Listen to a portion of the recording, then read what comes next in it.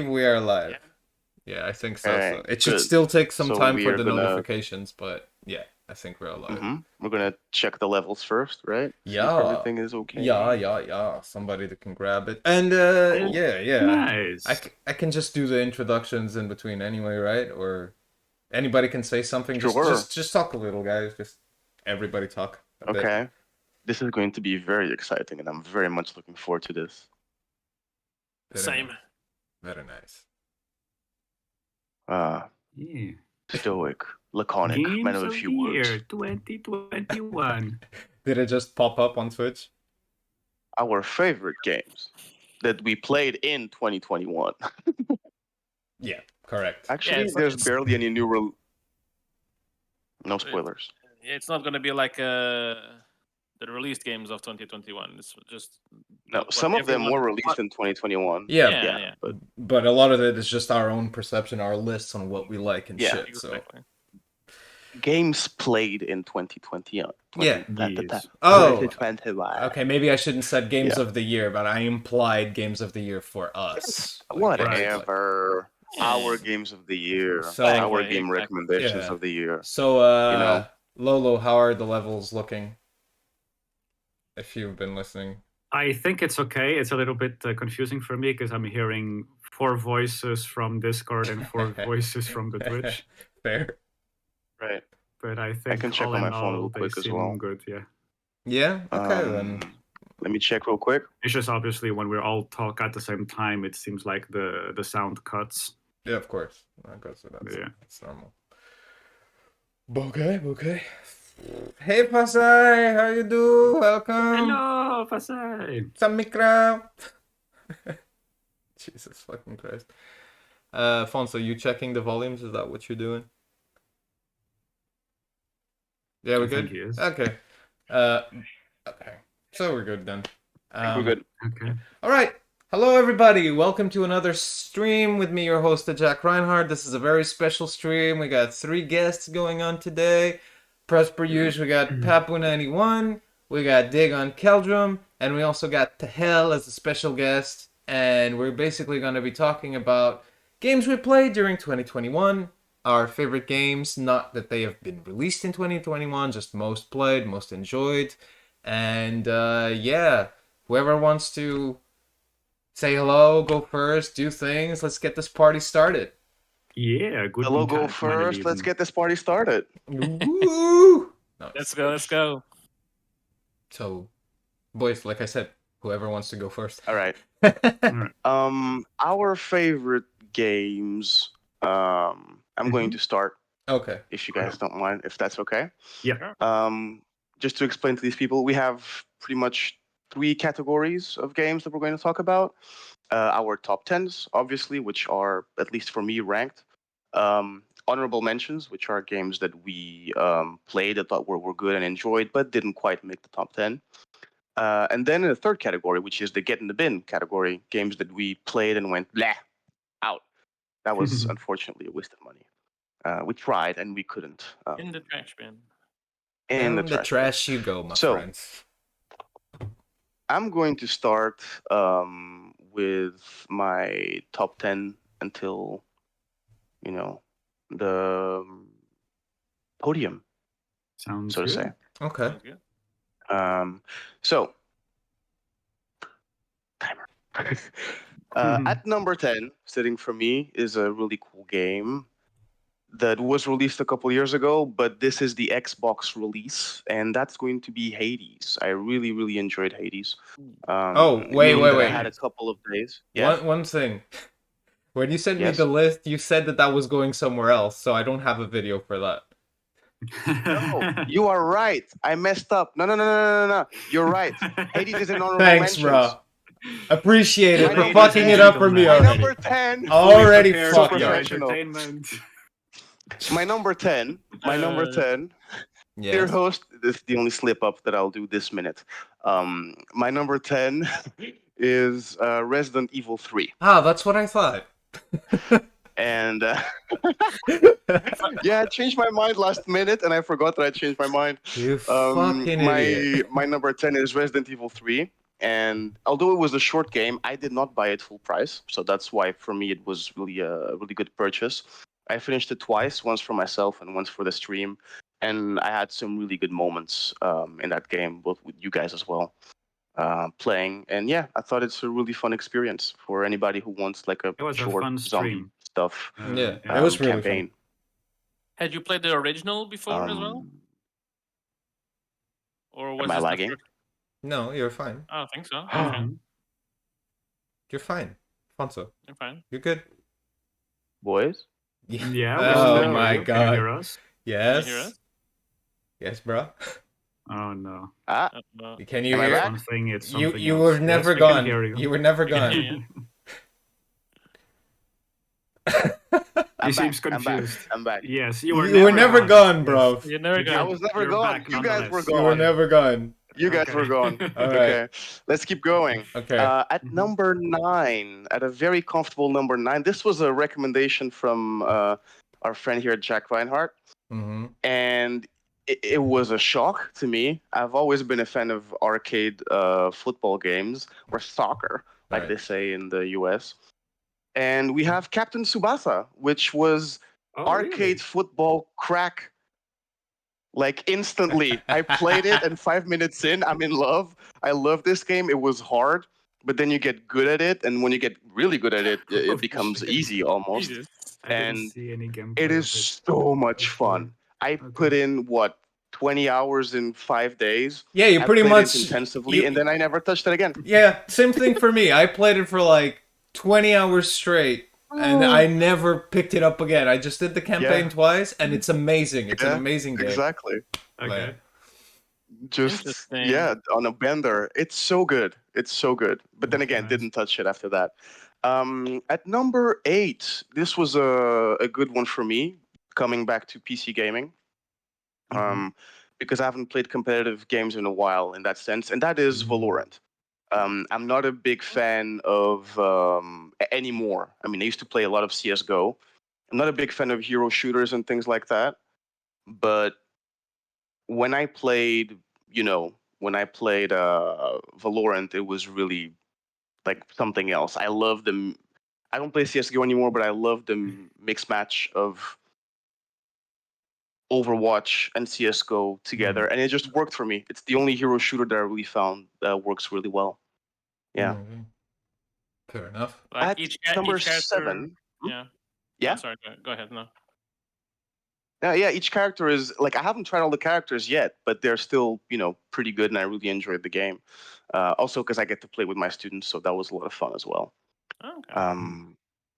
At number 7, I can't remove this game from the top 10 because I keep playing it, but I'm not in a rush to play this game, and that is obviously The Witcher 3. Like every year, it's in my top 10 because I keep playing it every year. I finally finished it in After 2021. 5 years, we finally managed to make Yeah, you 6 complete years. the main quest. Yeah. 6 years. Yeah. I completed the main quest and I kept playing, and it's still going on. Very the epic stream. DLC Hearts of Stone.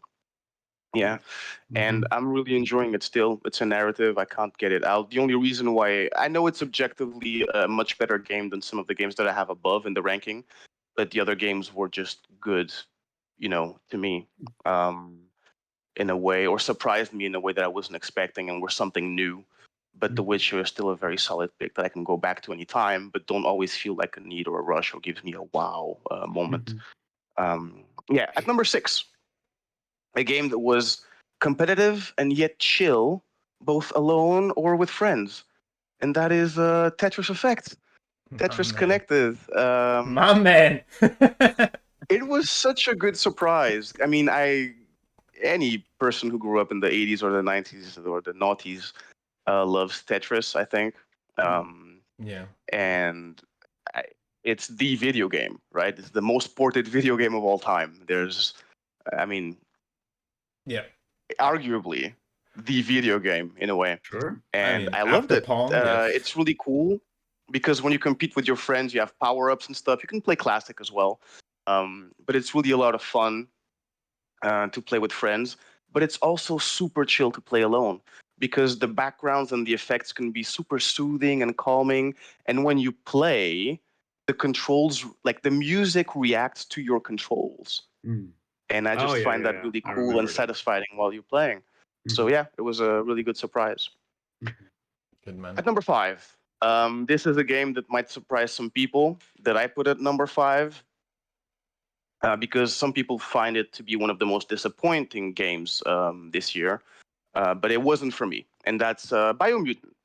Now, I would like the viewers or listeners to understand that I do I not think we own a lost all Nintendo the viewers in the Switch. stream. No, I'm joking. Yeah, I do not own a Nintendo Switch. And you can say, but Biomutant is just like cheap copy of a bunch of other stuff, Breath of the Wild, Immortals Phoenix Rising, The Genshin concept is Impact, great. whatever.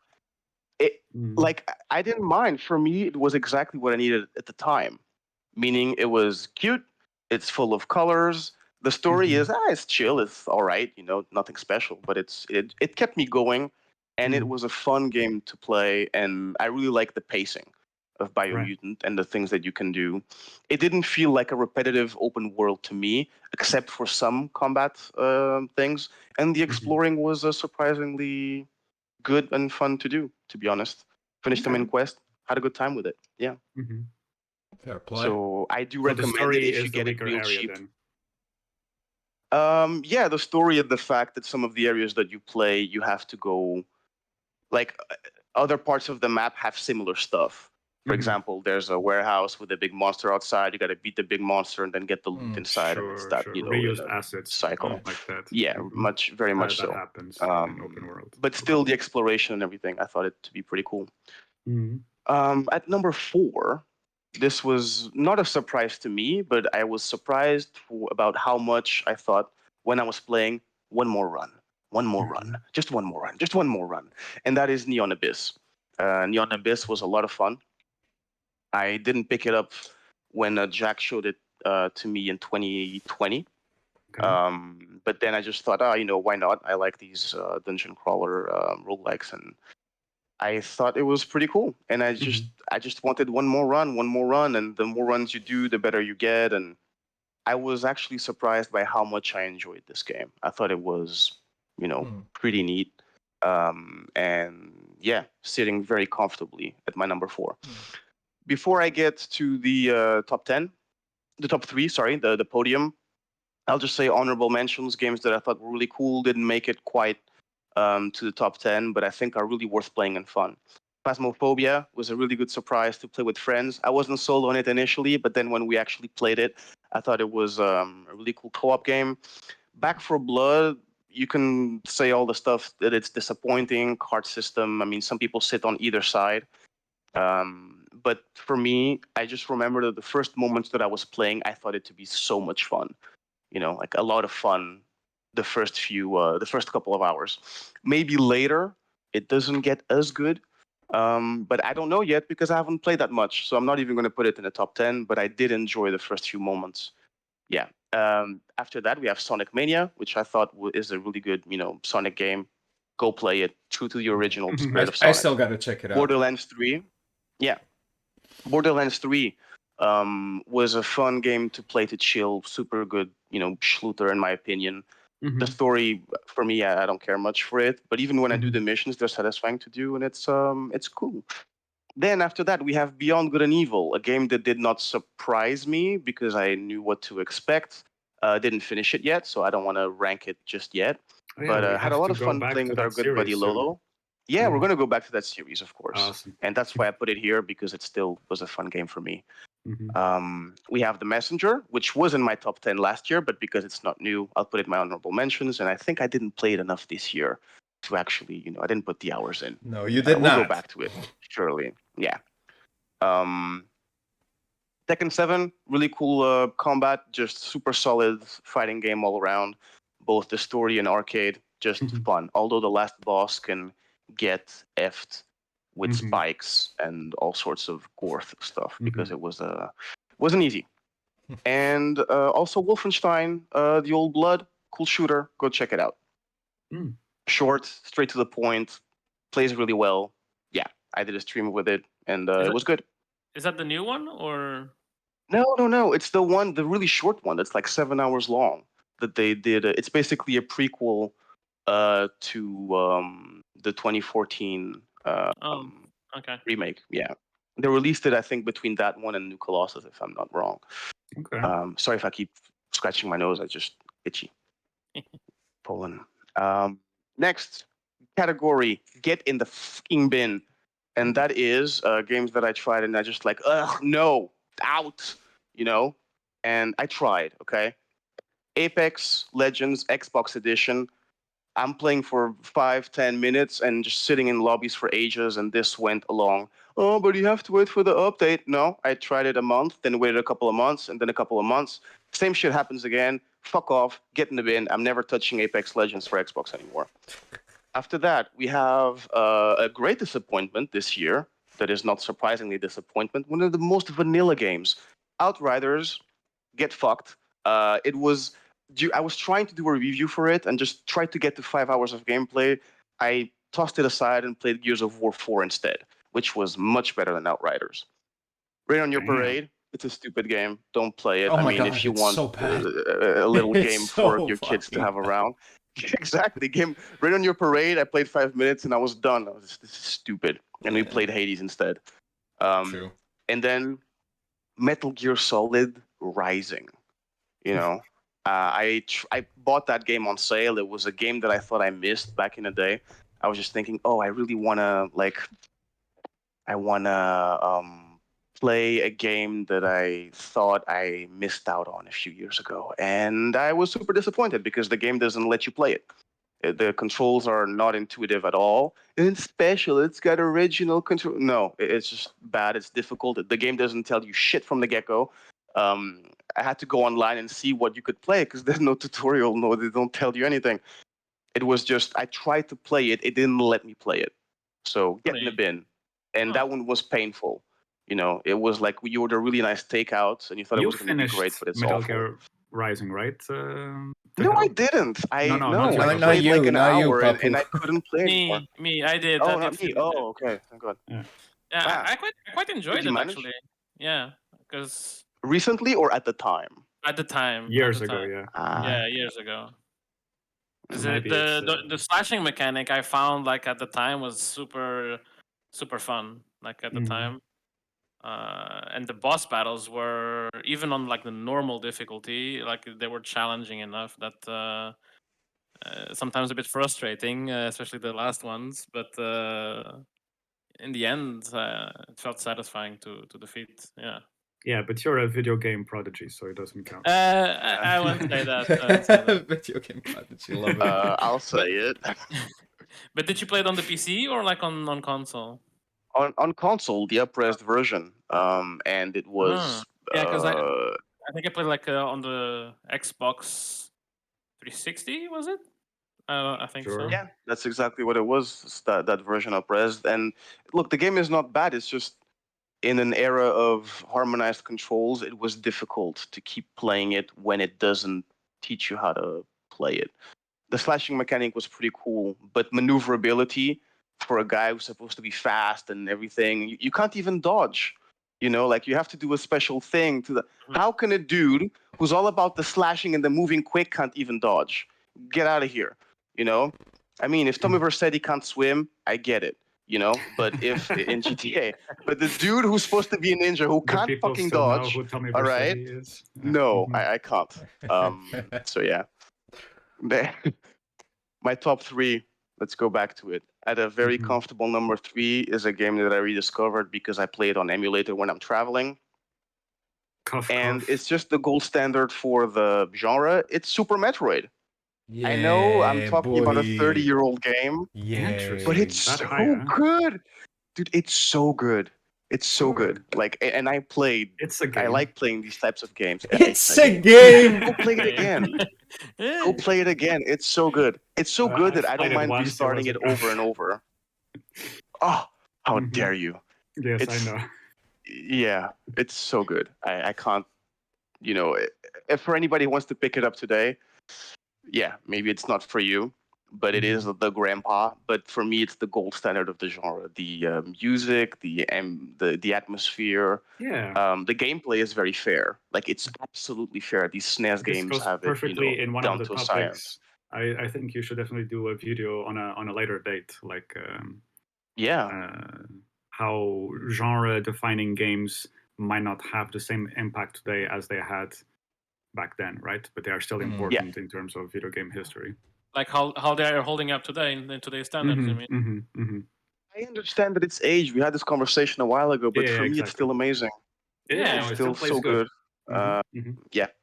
So at number 2, the game that Oh. made me feel joy like I have never before. Oh yes, Tehell, go ahead. I just had a quick question. Have you played Yeah. the new Metroid as well, or? I can't. I Or don't have a Switch. I almost bought a Switch Lite just to do that. Yeah. okay. I Keep really want to watching for though. a comment on that. Yeah. Exactly. Honestly, More no, coming. not worth it. Oh wow! I don't know. For me, it would be, I guess. Alrighty. I am slightly Okay, more merciful.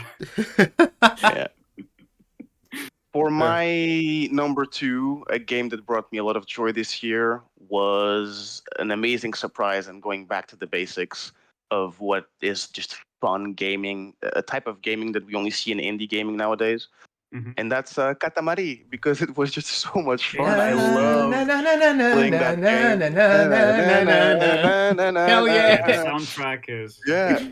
Oh The man. soundtrack is amazing. The character models are amazing. The way the game plays is amazing. The mechanics, everything is just play Katamari. You have to, whoever, if you have Game Pass or if you have to buy it, just play it. It's a good chill out game. It's such an amazing game. I don't want to explain it. Just look at the footage. It's silly.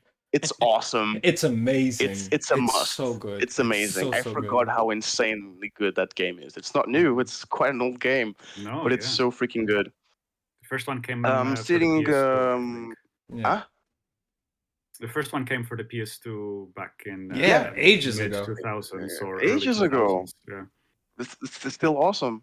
Mhm. So go play Katamari. It's one of the greatest games I've played in a while. Yeah. Fun fact: the game director and some other game developer in the production team they started dating during the production, the history production of these games, and eventually got married. Oh.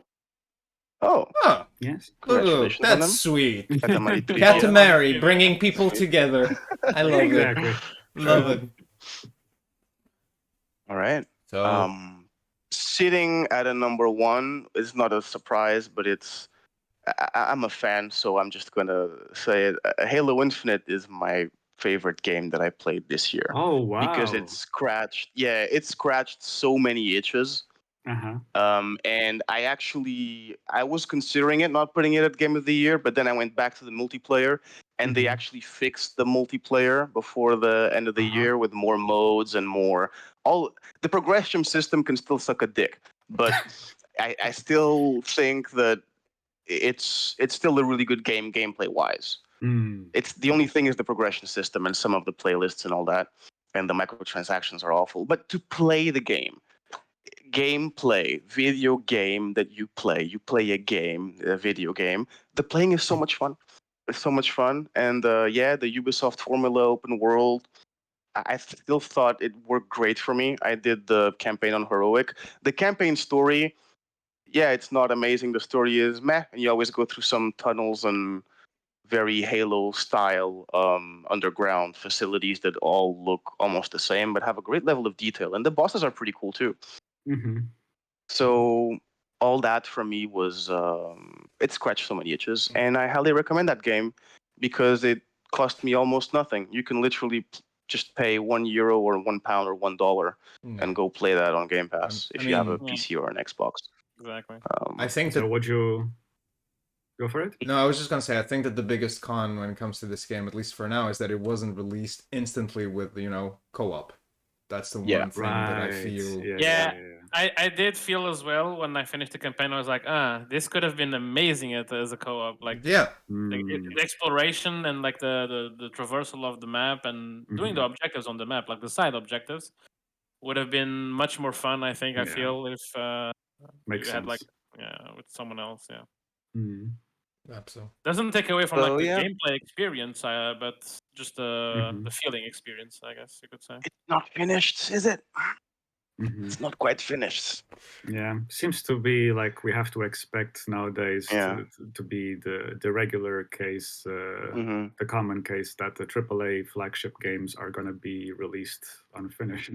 Which is a shame. It's kind of sad. For example, the new Battlefield. It's become like a huge like travesty of like in the game. Very topical. Yeah. For example, I just read recently that Steam is breaking their own rules about refunding for the new Battlefield because people are Really? just Wow, holy shit. everyone just wants to like refund the game basically. That is fucking iffy. Okay. So like normally the Steam has the 2 hour played rule and whatnot, and they just like basically remove.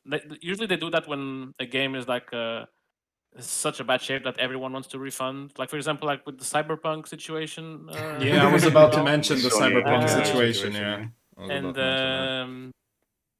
So yeah, but the Battlefield like was even worse, I think, than the Halo situation. Sure.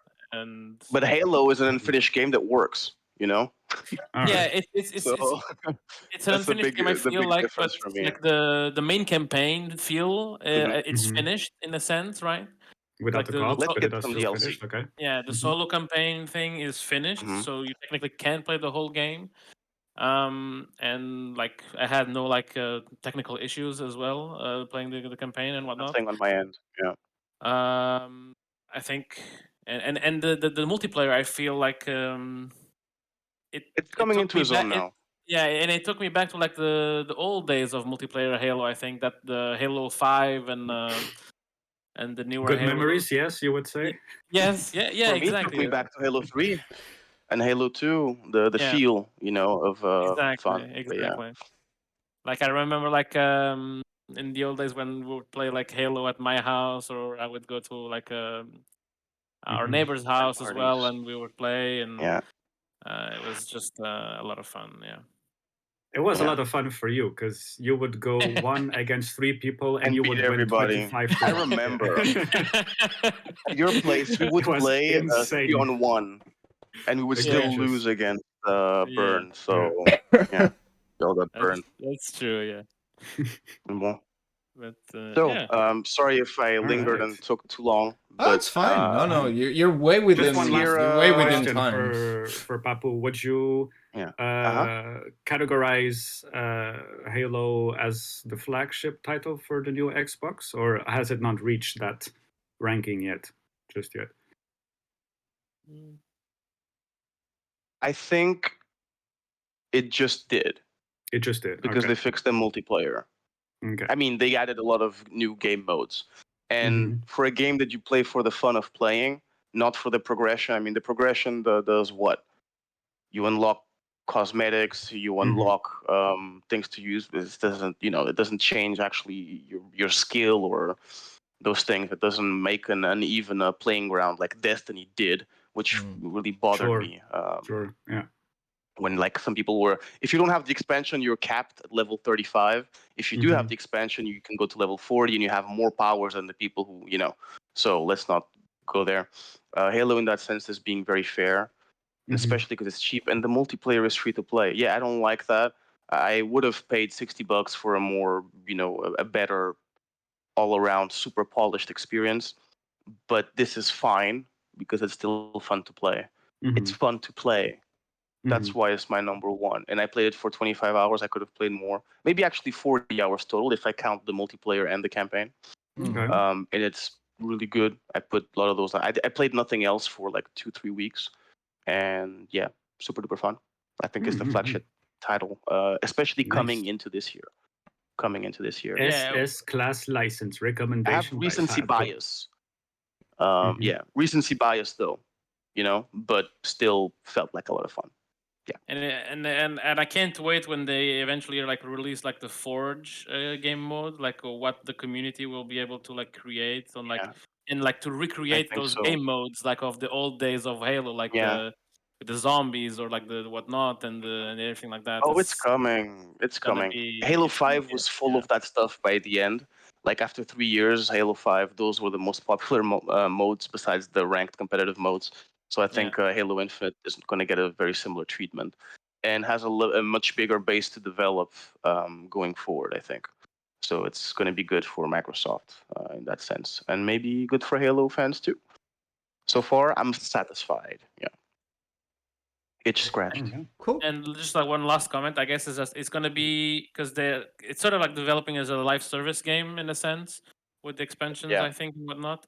And so it's gonna be a huge bang for your buck because multiplayer is free, and then the campaign you can play on the Game Pass, even with the expansions coming to the campaign. True. So, That is worth pointing out. Mhm. yeah, it's always gonna It's be cheap. value in there. Yeah.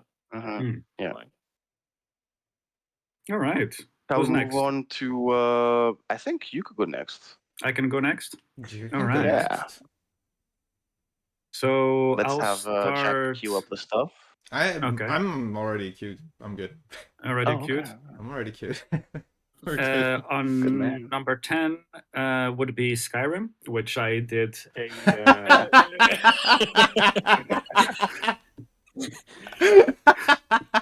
I wanted to make a comment on like Papu's list when he said like he always replayed The Witcher. I was like, is that your Skyrim? Is The Witcher your Skyrim? Like I'm not Okay. playing.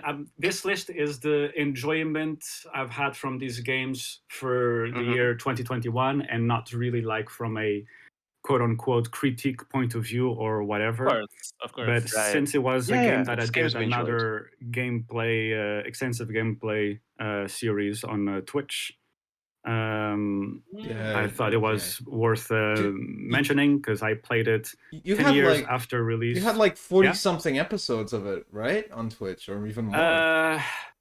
It's not on Twitch anymore, but they are now archived on the associated YouTube channel, and it's 47 episodes, and they a median of 4 hours each, sometimes lower, sometimes higher. Yeah. But yes, like it's not a perfect game, but somehow for people like me, it still feels like it stands the test of time. It's super buggy, but it has it holds a special place in my heart. It's the game that I can always come back to and play it on autopilot and just sometimes just immerse myself in the ambiance, the scene setting. That's all I have to say about it. I'm pretty sure everyone knows Skyrim at this point. Yeah. Number 9 is Knights of the Old Republic. It's another game I play every year. What can I say? Another classic, but from the Star Wars universe. Just to give you like a perspective, from as a Star Wars fan, in my favorite things about Star Wars, I would put Knights of the Old Republic first, second The Mandalorian, and then third Empire Strikes Back. This is how much I like Knights of the Old Republic, and I wish Star Wars as a franchise in general would bloom into this direction in general. If you haven't played it yet, I highly recommend it, but I do understand it is very niche, as in very RPG heavy oriented. So if it's not your style, and if you're not into Star Wars, you're kind of fucked. If you're not into Star Wars, then just skip it altogether. It's an old game if you're not into Star Wars. It's an old game, but it's great storytelling, great RPG decision making. Cool. At what number are we right now? 8. 8. It's Witcher 3. Hey! Yeah, I love this game. I'm on my second playthrough at the moment on the Nintendo Switch, and I just finished a couple of months ago the DLC, the first DLC, and I'm gonna do Blood Wine this year at some point. But it's just I love it. It's more of this RPG goodness, but this is also open world, but you get specifically into the skin of this character, Geralt, the White Wolf. It's a type of RPG. Yeah. Mm-hmm. The storytelling, it's just. That's the thing, because it's a type of the RPG that values your time, and even the side quests are as enriching narrative wise equal to the main quest. So great game. It values your time, and Mhm. yet it's worth wasting your time on it if you want to. Sure. It has both. Like that, sure. It's true. It Bit has of a both paradox components in it. critique, but yeah. Yeah. I think that's the best praise you can give a game. I think. Yeah. So this was number 8. At number 7, Just yeah. comment. Did Mhm. rewatching the series or like watching the new season of the series influence Yeah, at yeah, yeah. all? Like the feeling you get from playing the game, or I haven't gone back to the game after watching season 2 on Netflix yet, but it might. But I do feel it kind of separate. Obviously, both the series and the game are based on the source books, and they slightly differ from each other in that sense, from their interpretations. But yes, they are. You do get itchy No a little bit. doubtly interrelated, and you do get itchy, yeah, Yeah. when you consume one I or the don't. other. Yeah. But fair enough. So at number 7 would be Fire Mhm. Emblem Three Houses, which is definitely in my top 3 of Nintendo Switch games. And right now I'm on this gameplay loop because this game has 4 storylines. Every year since its release, I've been playing one storyline. So the first year it released, I did the fuck is it called? Crimson whatever, and the other one Snow Silver or whatever it is. And this year I did Azure. What the fuck? Yeah, I'm a big fan, but I don't. Wow, for someone who's on their third playthrough, yeah. I love it. someone Just to hired this brief man as a us. developer to name your things. I'm a 500 plus hours in the game, like logged. Oh my god. Jesus. Jesus fucking Exactly. Christ. And Quick question for you. Do Uh-huh. you not rank it higher because you have played it before? Like, a bit like The Witcher, in a sense. Like, it's a very good game for you, similar but it's to just you, because it's more, these you know? games for me are probably in my top 5 of all time. In this list, specifically to 2021, I'm just going to put them in the lower tier because there are other games I've played this year that really surprised me, for example, that I played for the first time. Okay. Fair. But yeah, this game is, what can I say? It's anime, fantasy, Game of Thrones, Harry Potter.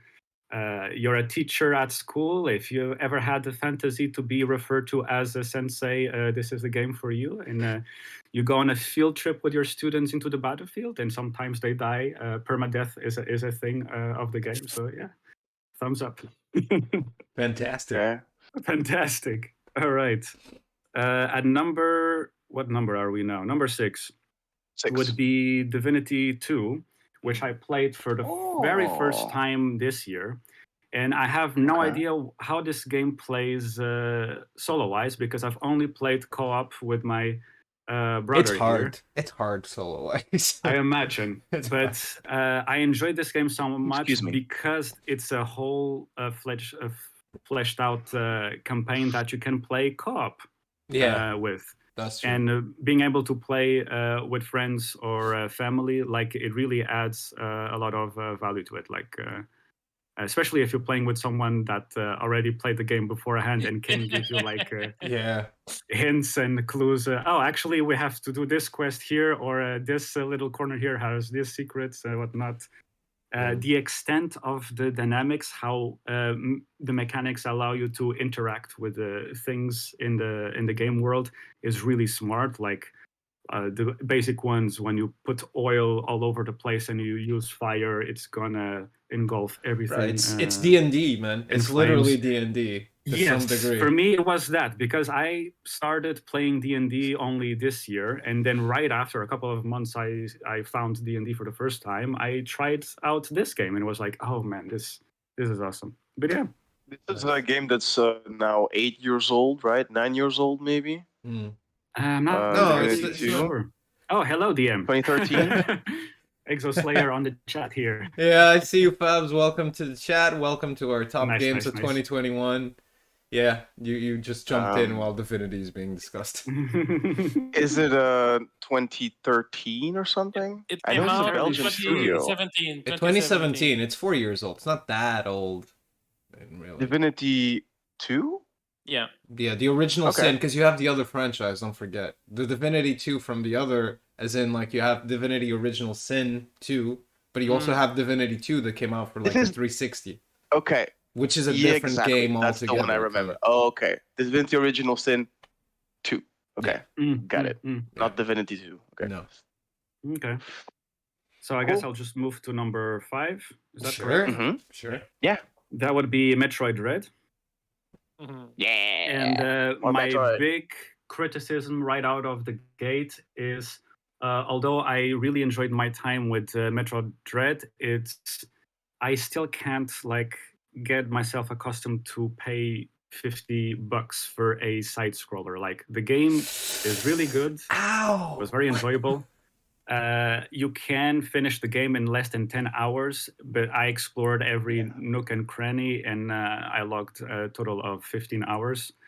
But yeah, it's my big gripe with this game. It's the price. an hour. Otherwise, like if you enjoy Metroidvanias and the like this game, the traversal, the fluidity of the gameplay is top notch. It's just more Metroid, and it finally, I wouldn't say it finishes the chapter on the original story, but it does try to conclude a lot of story points that were set up in the original Metroid series. Yeah. So Super Metroid and Metroid Fusion, etc., etc. But yes, a big emphasis on what's the word I'm looking for? Vibeness. But yeah, awesomely directed game. I guess I'll just jump to number 4 after this. Yeah, go for it. And this is another side scroller, but that has gripped me in a very different way. This would be Gris. Gotcha. Yeah, boy. Yeah. In American. Can you say it in American? Gris. Gris. Gris. Gris. Gris. But Yeah. Gris, it was like I had no idea what it was about, but I already was mildly prepared. Our friend Jack had briefly mentioned this game. This game destroys me. And because I could totally project myself and see the reflection of stuff I've had to go through myself a couple of years ago, like I really connected this game on a very strong empathic level. I'm not going to say much more beyond this, just that I would recommend to anyone who likes to consume video games in like someone would go into a museum and watch a painting or absolutely a concert. Like this is one of the examples where video games can also be like art. The aesthetic is just mind-blowing. It's so beautiful. The symbiosis between visual narrative and sound engineering, music composition, like so you're more of a witness in that game than you are interacting both as much. Both. Yeah, because you're watching from an it's outside not strenuous perspective. gameplay wise, right? Oh, it's no. It's only for me because I'm terrible at side scrollers, platformers in general. Yeah, but this like is the super very accessible. last part of the game. There were some very creative but very mind-fucking for me platforming sequences. But no. I really wish that this production house, this studio, did more things. It's their only game. It's like from a small Spanish gaming company, and I'm like, oh, bro, I can't wait for you guys to make something else. It's just so gorgeous. But yeah, it is. All right, and now that we are reaching the top 3, I guess I'll take a cue from Papu, and I'll just mention the other things. Back to more D&D talk, please. Not today, my friend. Not today. I can, but I don't think the other co-hosts would appreciate. So, like quick mentions, other games that I played this year: Hollow Knight, Hyper Light Drifter, Outer Worlds, No More Heroes 3, Haven, Final Fantasy 10, 9, 8, 7 are gameplays that are ongoing for me that I always go back to. Stardew Valley, Dragon Quest XI, which I will mention in association with one of my top 3 later on. And the only game I feel kind of guilty to put on the bin group, it's just because something didn't click with this game somehow. Although it has everything that I should be able to enjoy since I'm such a big RPG fan. It's Disco Elysium. Oof. In the bin? For some reason, Oof. for some Oof. reason, I didn't manage to click with it. I was really loving the world building and the interaction with the characters, but something in the gameplay I wasn't able to. You to tried click so with it. hard, man. I tried. I remember. And you tried so hard. Every time I got back to it, it was just somehow and not. It's a shame, isn't it? But I think it's like.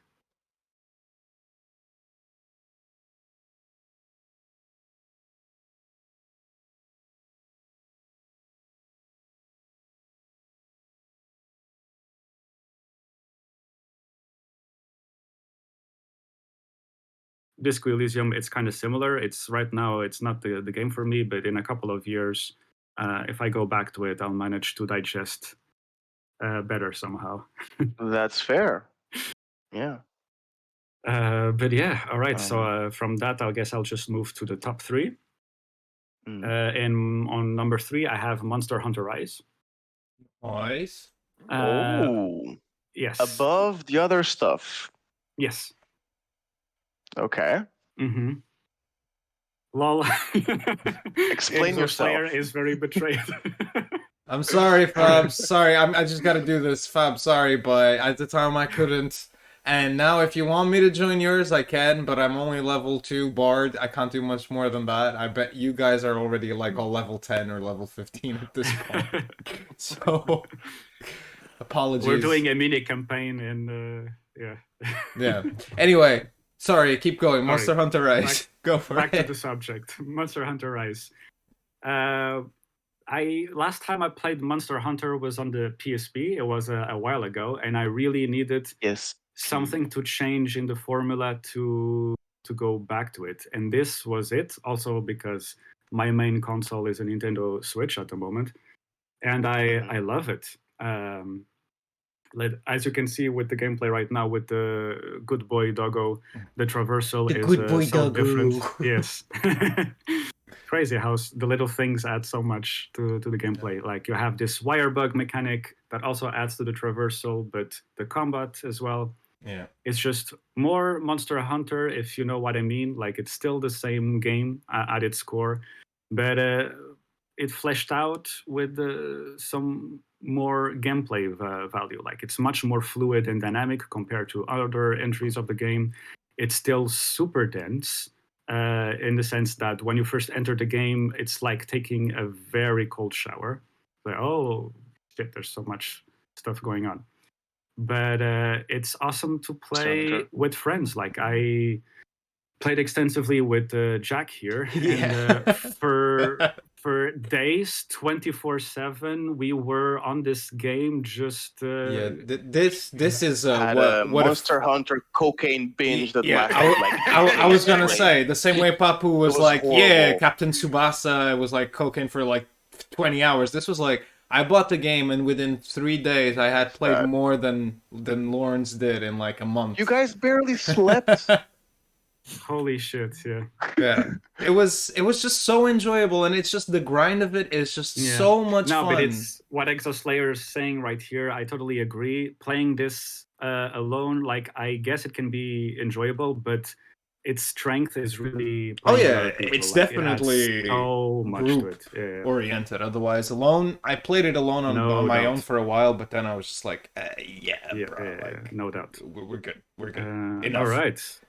And it just came out for PC, I think, this week. Yeah, it did. True. Yeah. Wow, I don't care. Damn, son. Damn. Oh, that burned, though. Ouch. Okay.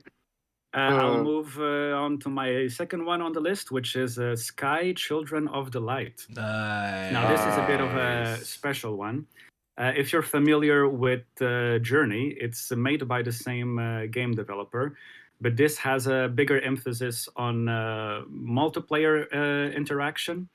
And this game is the game this year I always go back to, like if I have a break of 5 to 10 minutes, if I got everything done during the day, but I still want to do something before going to bed. This is the game I keep always going back to, although I've already completed it multiple times. It's super chill. It's free to play, right? Yeah, it's It is free to play. Yeah. Yeah. And it's also on mobile. It's a mobile game And it's before it was like, on and Switch. it's one of the proper free to plays, because I have the feeling that 90% of free to play games is free to play on quotes. You mean free to And pay? Just yeah, free to pay. Just like that satire that we did yesterday on the, was it yesterday There or the is day no more before game. yesterday? There's no more game. Where Yeah. basically everything is super slow and you're unable to do actions unless you pay. Right? You can craft this Mhm. item. It's ready in 48 hours, but if you pay money, it's done. This game is proper free to play. Like, you can enjoy the whole extent of the game and not pay a penny, and it's And just commercials, no? wonderful. It's Nothing. no commercials, no Commercials, nothing. advertising. No, it's... I don't know It's a about communist game. it's It's a communist game. I don't know, Bloody What a Klostotska. game. I don't know about mobiles because I've played it on the Switch. So there's Uh-huh. no advertisements on the Switch, so I can only speak On the for Switch. the Okay. Switch. Wow. That's Yeah, and it's similar to Breath of the Wild in the sense of how the very minimalistic soundtrack just puts emphasis on what you are doing, right? You are running through a grass of field, just little notes, and then you open your wings into the air, and then the whole orchestra builds up. It's very similar to Journey in that regard, where the music always reflects and responds to what you are doing in game, and it's just pure visual narratives. There is no text, and everything you do by communicating with other players is by emotes and whatnot. But yeah, I highly recommend this game, especially if you can play with other people. It's super beautiful. And up on the top 10 for me this year is a similar vibe, but a very different game, is Ni no Kuni. Really? You know Yeah. what? Wow. Which I is was a surprised when I saw that on your list, honestly. I had a playthrough going on for a year and a half. And I only managed to finish in the beginning of 2021. And I get the feeling as I grow older, I become more sensitive to stuff and easier to get emotional to stuff. Of course. And if you don't know, this game is an amazing production between Ghibli Studios and Studio Level 5. Is that correct? I forgot. I'm not sure. Can't say for I'm sure. just going to double check here to make sure I'm not saying... Yeah, Level 5. Okay. And it has like in-house stars from Ghibli Studio, like Joey Hisaishi, the composer for all Miyazaki movies. One of the songs that he composed for this game features his daughter as the main vocalist. And the story, without spoiling too much, it starts like in an alternate 40s, 50s Western village. And Oliver, our main protagonist, something really sad and tragic happens to one of his family members.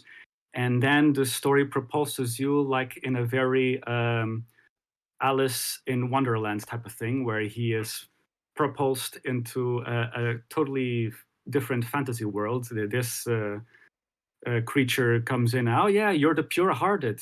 Only you can never-ending rescue story style. from the. Yeah. Very much like it, and it's super good, super emotional. Gameplay-wise, it has so many like influences from other games. Like obviously, you can draw straight comparisons between like this is the current world that you can teleport back into with the gateway spell. Like it has classic RPG game mechanics and influences like a Final Fantasy and Dragon Quest. but also Pokemon, because you can capture creatures and make them fight for you, and feed them food and evolve their abilities and whatnot. It is very Wizard of Oz as well. Like nothing is what it seems, and Oliver is trying to become like the master wizard. And I'm starting to blabble on again, like I I do so often, but I really have to mention this. Like, back then, games would have a manual on their boxes, right? Mm-hmm. In this game, the manual is included gameplay-wise. So when you go into the menu, you go into the Wizard Compendium, and as you progress into the story, like things are going to be fleshed out because a lot of pages are blank, and then you have like an actual fantasy script of a language, the wizard language, that you yourself can try to learn and decipher stuff in that manual to see hidden meanings and hidden cliff notes that will give you hints to explore things in the world map and acquire stuff that you wouldn't otherwise find. And then, yeah, you learn spells as a wizard that have both in combat and outside combat purposes. And yeah, I could say so much about this game, but yeah, this was the game that marked me, gave me the biggest impact. Your favorite game this this year. Yeah. Nice. So that's it. Nice. I'm definitely gonna have to give it a run through because I still haven't played this I game. recommend it so much. Like, I understand that if you're not a big fan of turn-based RPGs, I am. I That's say fine. still give it a try if you're a fan of Ghibli Studios movies, because that might be the factor that will help you Although through it this seems more game. like a Kingdom Hearts style of combat than pure turn-based. Yeah, it's not- It doesn't go full Kingdom Hearts. It doesn't go full hybrid. But it action. doesn't look full on turn-based either. It's not menu turn-based. You can move around the combat map. Yes, so it's in more that like essence, Tales of Vesperia or Eternal it's Sonata. more similar to a more No? basic version of Tales of Vesperia games. Yeah. Okay. But it is still turn-based nonetheless. So it's more similar to turn-based in Final Fantasy XII, where it's one of your stats that is going to define how quick your turn is going to be again, instead of just waiting your turn. Right. Okay. Like if you have higher initiative, would you say? Yeah, exactly. Nice. You guys. You went there. Nice. Okay. A+ for you. Yeah. All right. That's quite a list, though. Is it a Nintendo exclusive? It is, right? No. It's got released everywhere. as PS3 back in mid 2000s. Oh, okay. Even I on was the not aware of PC, that. it's even on the PC. Yeah. I have it on Steam. I think I just haven't played it yet. Mm-hmm. Okay. Myself, for example. Mhm. Yeah. Okay, awesome. Glad to know that. Yeah. Super.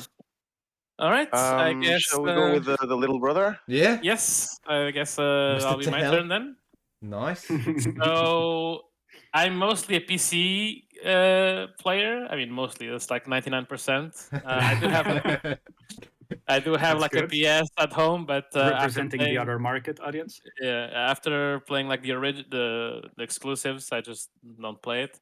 Mm-hmm. So yeah, I guess I'll start my list with number 10, which it's sort of like at the bottom of the list because I played it more in 2020. That's when I discovered it, sort of speaking. Mm-hmm. Which is Mountain Blade Warband. That's a good and shout. It's like when I first played it and discovered it, I was like, "Oh my god, this is exactly what like I want in a game, like the RPG, the fighting with your character, but at the same time commanding troops into battle, sieges and everything." It was like, "Wow, this is amazing." And so I just played it non-stop, and eventually into 2021 as well, especially with like the mods that they had, that the community has created and whatnot. Right. Mm. And so We are big fans. Like they're Yeah. not just regular fans of the game. It's like 90% of them are ultra fans of the game. Yeah, Like this is like a it's 10-year-old game. very actually. tight. Yeah. Oh, okay. Like Yeah, it's very good. and I just stopped playing it in 2020, like eventually at like mid 2021 because the Mountain Blade 2 came out in 2021, but we'll come to that later. So I guess I'll do number 9. For me was Swords of Legends Online, which was an MMO that came out this year, which is a Chinese MMO. Yeah, I saw it advertised so many Oh, times. right. Yeah. Interesting. And I just loved, like, it just clicked instantly with me, like the combat, like the the way you can personalize like your character and everything, like Yeah, I saw you because, like, play a little bit. It's more yeah, action oriented than other MMO RPGs, right? definitely. Oh yeah, definitely. In the combat style, it's more closer to the Black Desert in that sense. Mm-hmm. I'll say that. Oh, I tried that. It Okay. looks like it. and like the customization, like you could like get your outfits and whatnot, but then you could like customize like one part of the outfit and whatnot, or like stuff like that.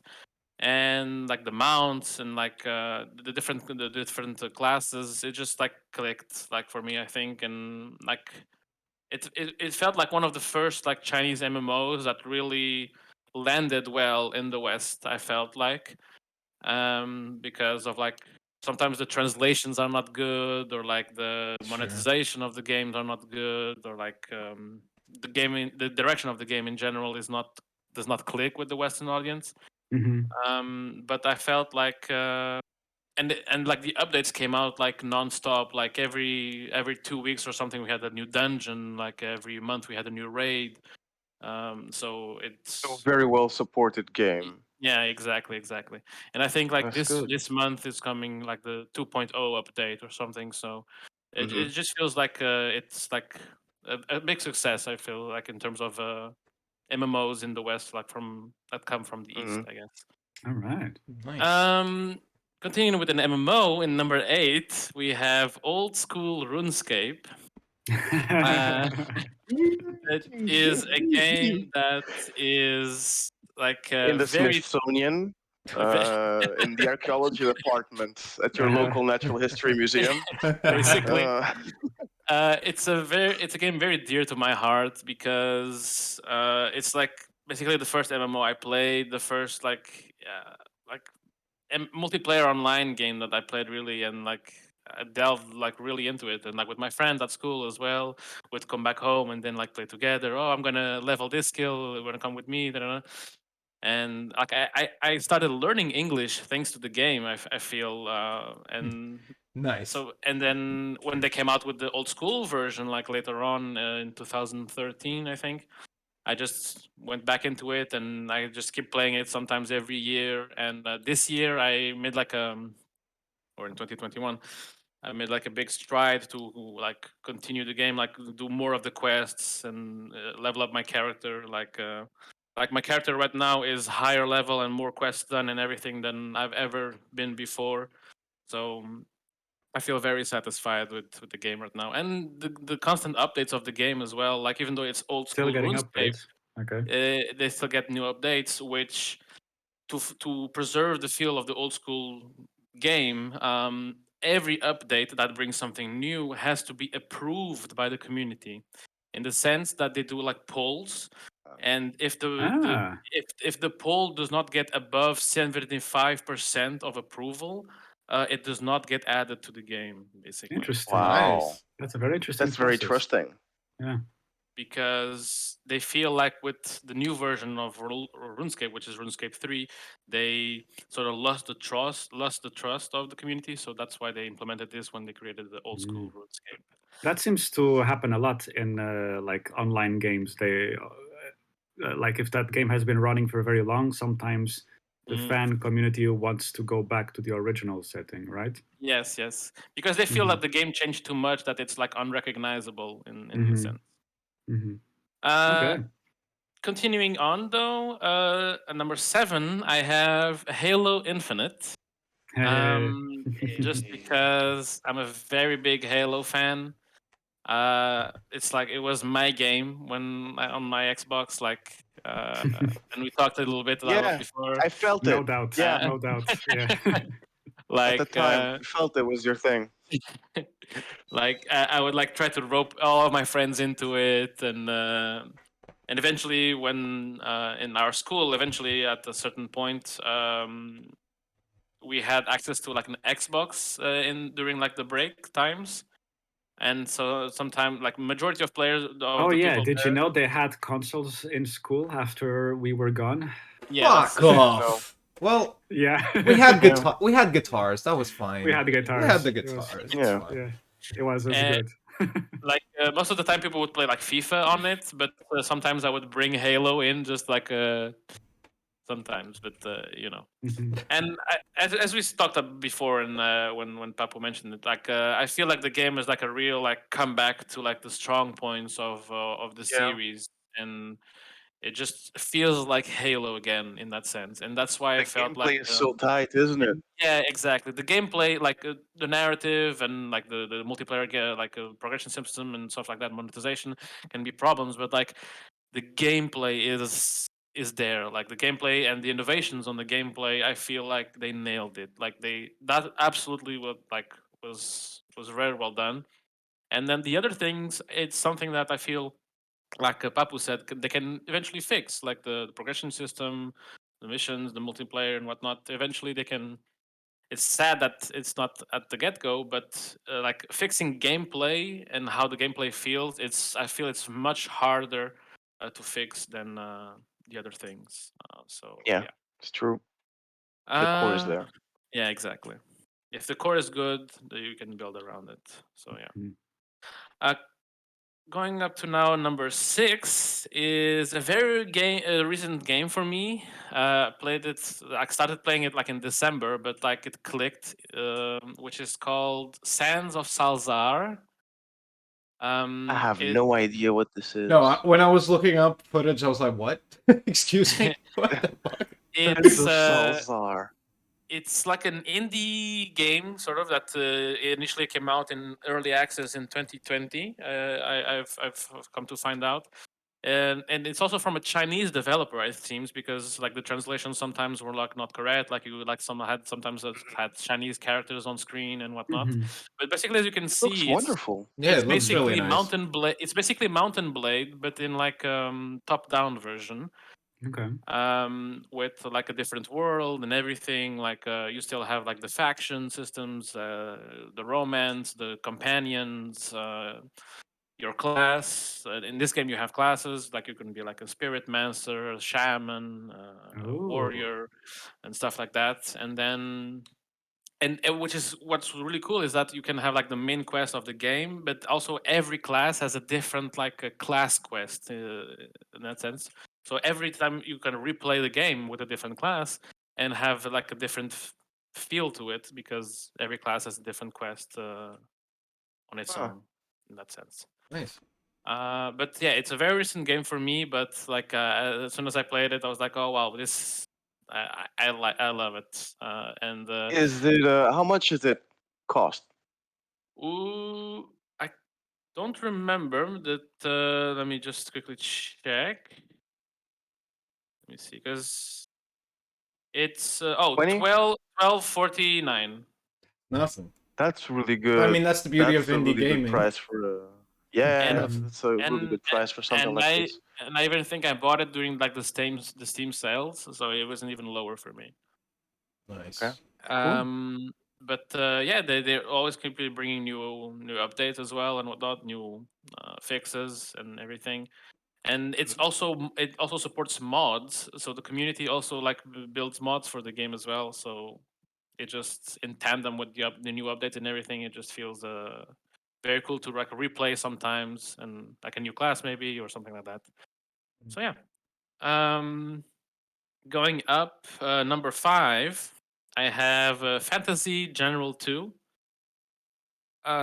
which is kind of similar, but it's sort of like more a strategy game. Sort of looks Okay. like Civ, doesn't it? Like it looks like it. With the With hexagon. with the hexagons, Yeah. but the difference is that there's like no city building, no like stuff like Right. that. Right. Okay. It's just really like the troops and whatnot. Just There's move. still like Just some combat. research. There's still some like resource management. Like the mana you have like for spells is limited. the gold you get and like the resources you get that will like upgrade your troops and whatnot. And it's what really amazes me about this game is also like the decision making like matters. Like you come across in a mission, I see like some giants over there are being attacked by some bandits or whatnot. Do I help the bandits? Do I help the giants? And then depending on what you do, like in my playthrough, for example, I help the giants. So then I killed the bandits, and then the giants were like, okay, even though you're human as well, you're cool, basically. You're cool. And then eventually later on, when we were getting attacked by other people, like our enemies, out of nowhere, like the giants came out of the trees, like we're here to help you, bro, and stuff like that. And then Nice. they got added to my army, and then my army builder, like outside of the combat, like I could like recruit giants to my army, basically. And so every decision you make in the game, like it influences like not only the battle but also like eventually the campaign in the whole later on. So yeah, Nice. and also like sometimes you have to do like two choices of missions, but they're exclusive to one another. So if you go to this mission, the other one gets locked, and you can no longer go in that mission. And then you can can have different paths in different campaigns, so you can replay the campaign and still discover something new, I guess, in that sense. But yeah, I really enjoyed it. Also because you can have at some point a dragon troop, a dragon unit. So always a plus in my game. So yeah, dragon unit, Dragons, I like it. dragon riding, transform into a dragon. Already like a top 10. No, just kidding. Big win. But Good yes. criteria. Number 4 is an old classic, Age of Empires 2. Especially now the remastered version. Yeah. Because I HD just version of Age of Empires 2, basically, that came out a couple of years ago, right? Exactly. Okay. Because not only it comes out like with the HD version, like they have new expansions to the game with the HD version, and like new things, and like new civilizations and everything, and so, and it's just like the nostalgic feel of Age of Empires. I don't know, and enhanced in the sense.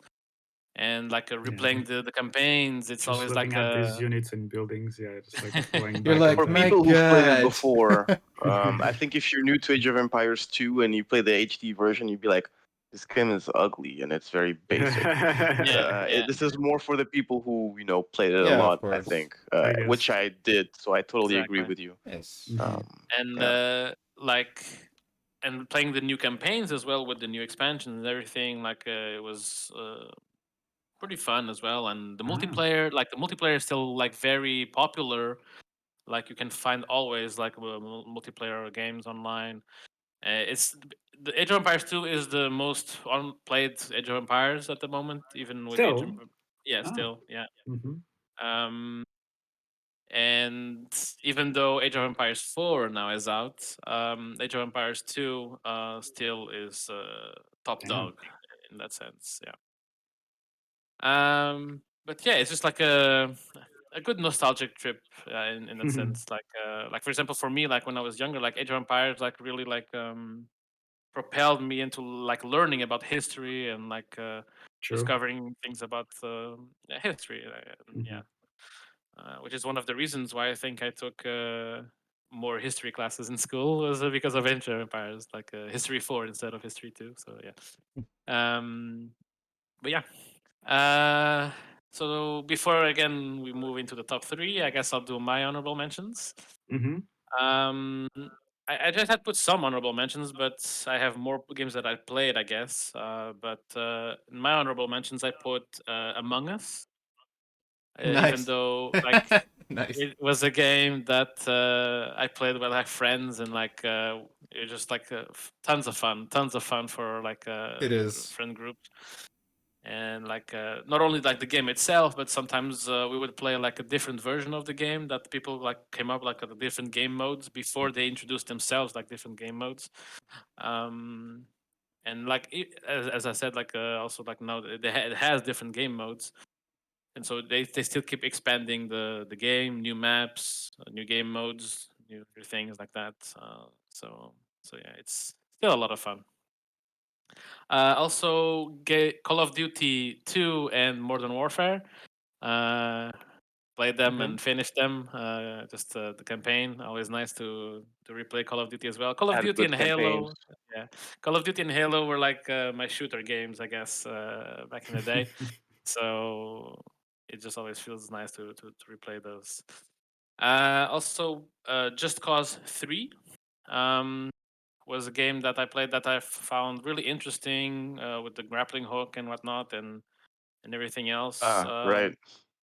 Like the things you could do with the grappling hook, like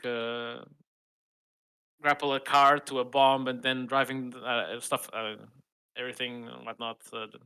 Grappling the car to a Very helicopter. good Was the grappling destruction hook sandbox introduced game. in that game, or was it present in the previous game? It was present in the previous game as well. Like Okay. the grappling is very much like the essence of It the just grappling was hook. enhanced in that Yeah, one. in yeah, that yeah, entry. exactly. Okay. Yeah, Mhm. and That's the there's secret even of making good games, eh? It's a grappling hook. Same thing Everybody for Halo. knows the hook shot for It everyone. seems like it. That's what we Seems said like the it. other day. Yeah, hook shot for life. No, There's even Just Cause 4 now. I have yet to play it. I want to, but Okay. yeah. Then there's also Middle Earth Shadow of War that I played. It's a very good game. Cool story and everything. Mhm. Good gameplay. Very interesting. There's some other games, although I won't really call it honorable mention because I just played because of like a duty feeling, which is mostly like a World of Warcraft. It's technically my main game, but Okay. it's not very fun for me, except when I play with my guild. Otherwise, I would not play it at the moment. Yeah, that you play every Um, evening, no? I do, but that's what I mean. I'm a raid logger, as they call it. But I just play the game to raid with the guild. You have Otherwise, responsibilities in your guild, and so. yeah, because I'm the raid leader. So yeah, technically, yeah, Okay. that's fine. And so I played a lot of League of Legends, but that's just honorable mention, I guess, as well. The in the bin, I don't have many. I just have one technically, which is a game called Legends of Elaria, which I don't think I've heard of this one. which is kind of disappointing for me because it was like a game I had played like a few years back in early access, and I thought, wow, this is like so much promise, like the plans that they have for the game and like How what do you they spell the title? Legend of what? Elaria, Ellaria. Oh, double A. Okay. Well, double L. On Steam. Why is it getting a bin though? Okay. Because like when I first played it in the early access, I found like really interesting, like the RPG system, and then also building your village and whatnot. It seemed like a cool idea as well. Like the initial idea and the plans that they had in mind were like really promising, and I thought, okay, this is. I basically played everything they had available in the early access, and I was like, Sure. okay, I'm gonna wait like maybe 1 year, 2 years, and see how it develops, and then that's what I did in 2021, and then I felt like it lost so much of like its identity. I don't know. It seemed like a very different game, a very worse game, and like I replayed the tutorial and everything, and then when I arrived at the main game, I was like, this doesn't feel right. This doesn't. It didn't click like last time. Like I'm not sure what they did like that to worsen the experience. So I just decided to quit there and then, and so that's why I found it a bit disappointing in that sense. But yeah, so now in the top 3 podium. Number Bronze. 3, I have Divinity Original Sin 2. Which was as we talked a little bit about because you mentioned it as well. Like after being introduced to D&D, I was very much looking into like I am finding. sorry, and you're welcome. I was very much looking into like finding like video games that emulated that experience, and so I like started researching like all the games that like offered like systems like similar to that. Of course, there was Baldur's Gate that it's from like it is inspired like from the Forgotten Realms universe and whatnot. Sure. But then Divinity Original Sin, it seemed like a better fit for me when I was reading the description and whatnot. And then when I tried it, I was like, oh my god, I love this! Like the different things you can do with this game, like the decision making, How many like hours do you guys have clocked in that game together? Like in your co-op He has definitely much thing? more than I, because he has another playthrough, and then Yeah, we did I a played it No, but on I my mean own. together. The two of you together. Oh, together. We're still in the beginning, I feel, right? We're still in the main island, the beginning island. You're still in the so- first Yeah. island. That's like a Yeah. 25-hour island at least. So Oh, Yeah. okay. Okay. Yeah, it's one of those Oh. games. Yeah. I mean, like Okay. overall, I have like 180 hours, I think, in the game. yeah, Okay. yeah. Because I just try to do everything on the maps when before I Oh like yeah.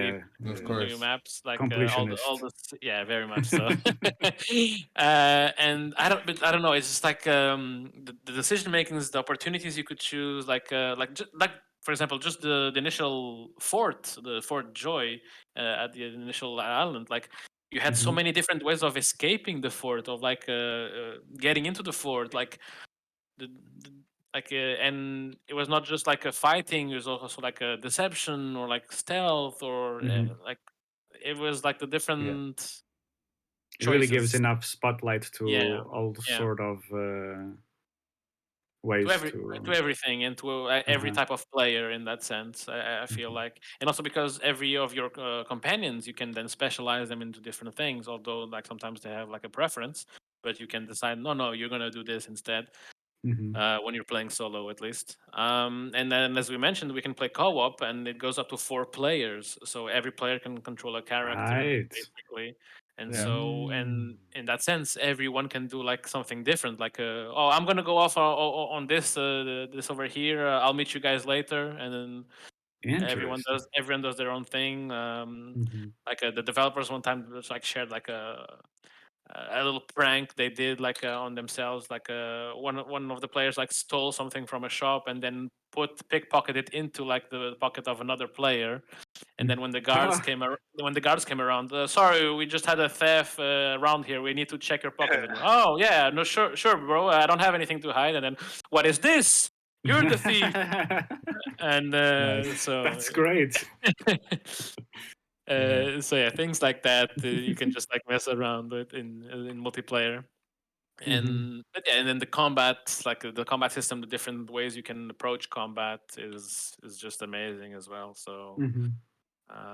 so yeah, We had a very similar thing, but it didn't quite go that way. I was just distracting the shop guy yeah, the other way talking around. while you were going around and stealing everything, and then you transform yourself into a bush.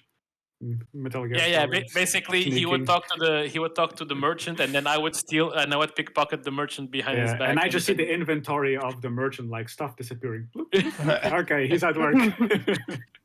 Nice. basically. Yeah, good It- times, good times. It's a really fun game to play co-op, but I'll tell you, I It is. struggle playing this solo. Like I played about 5, 6, 7 Yeah. hours solo.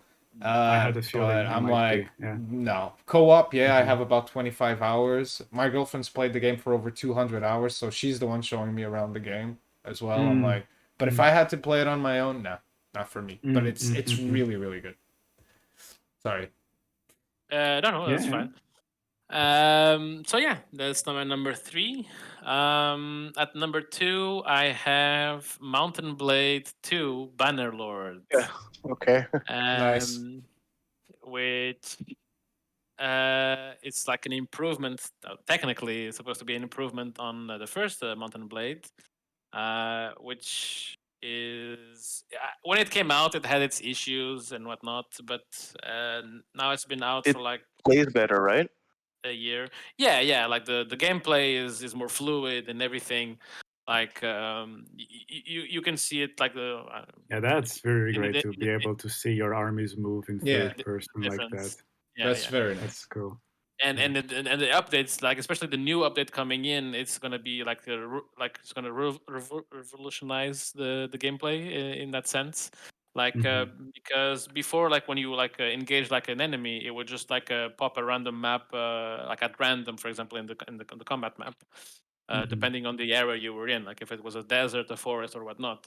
But now with the new update that they did, they're going to be like the map is specific to the place where you are. Like if you are near a castle or something like that, and you start a fight near there, in the distance in your combat map, you can see the castle. Or if you start a map like on a bridge of like or on a bridge or something, you'll have the bridge in the combat map.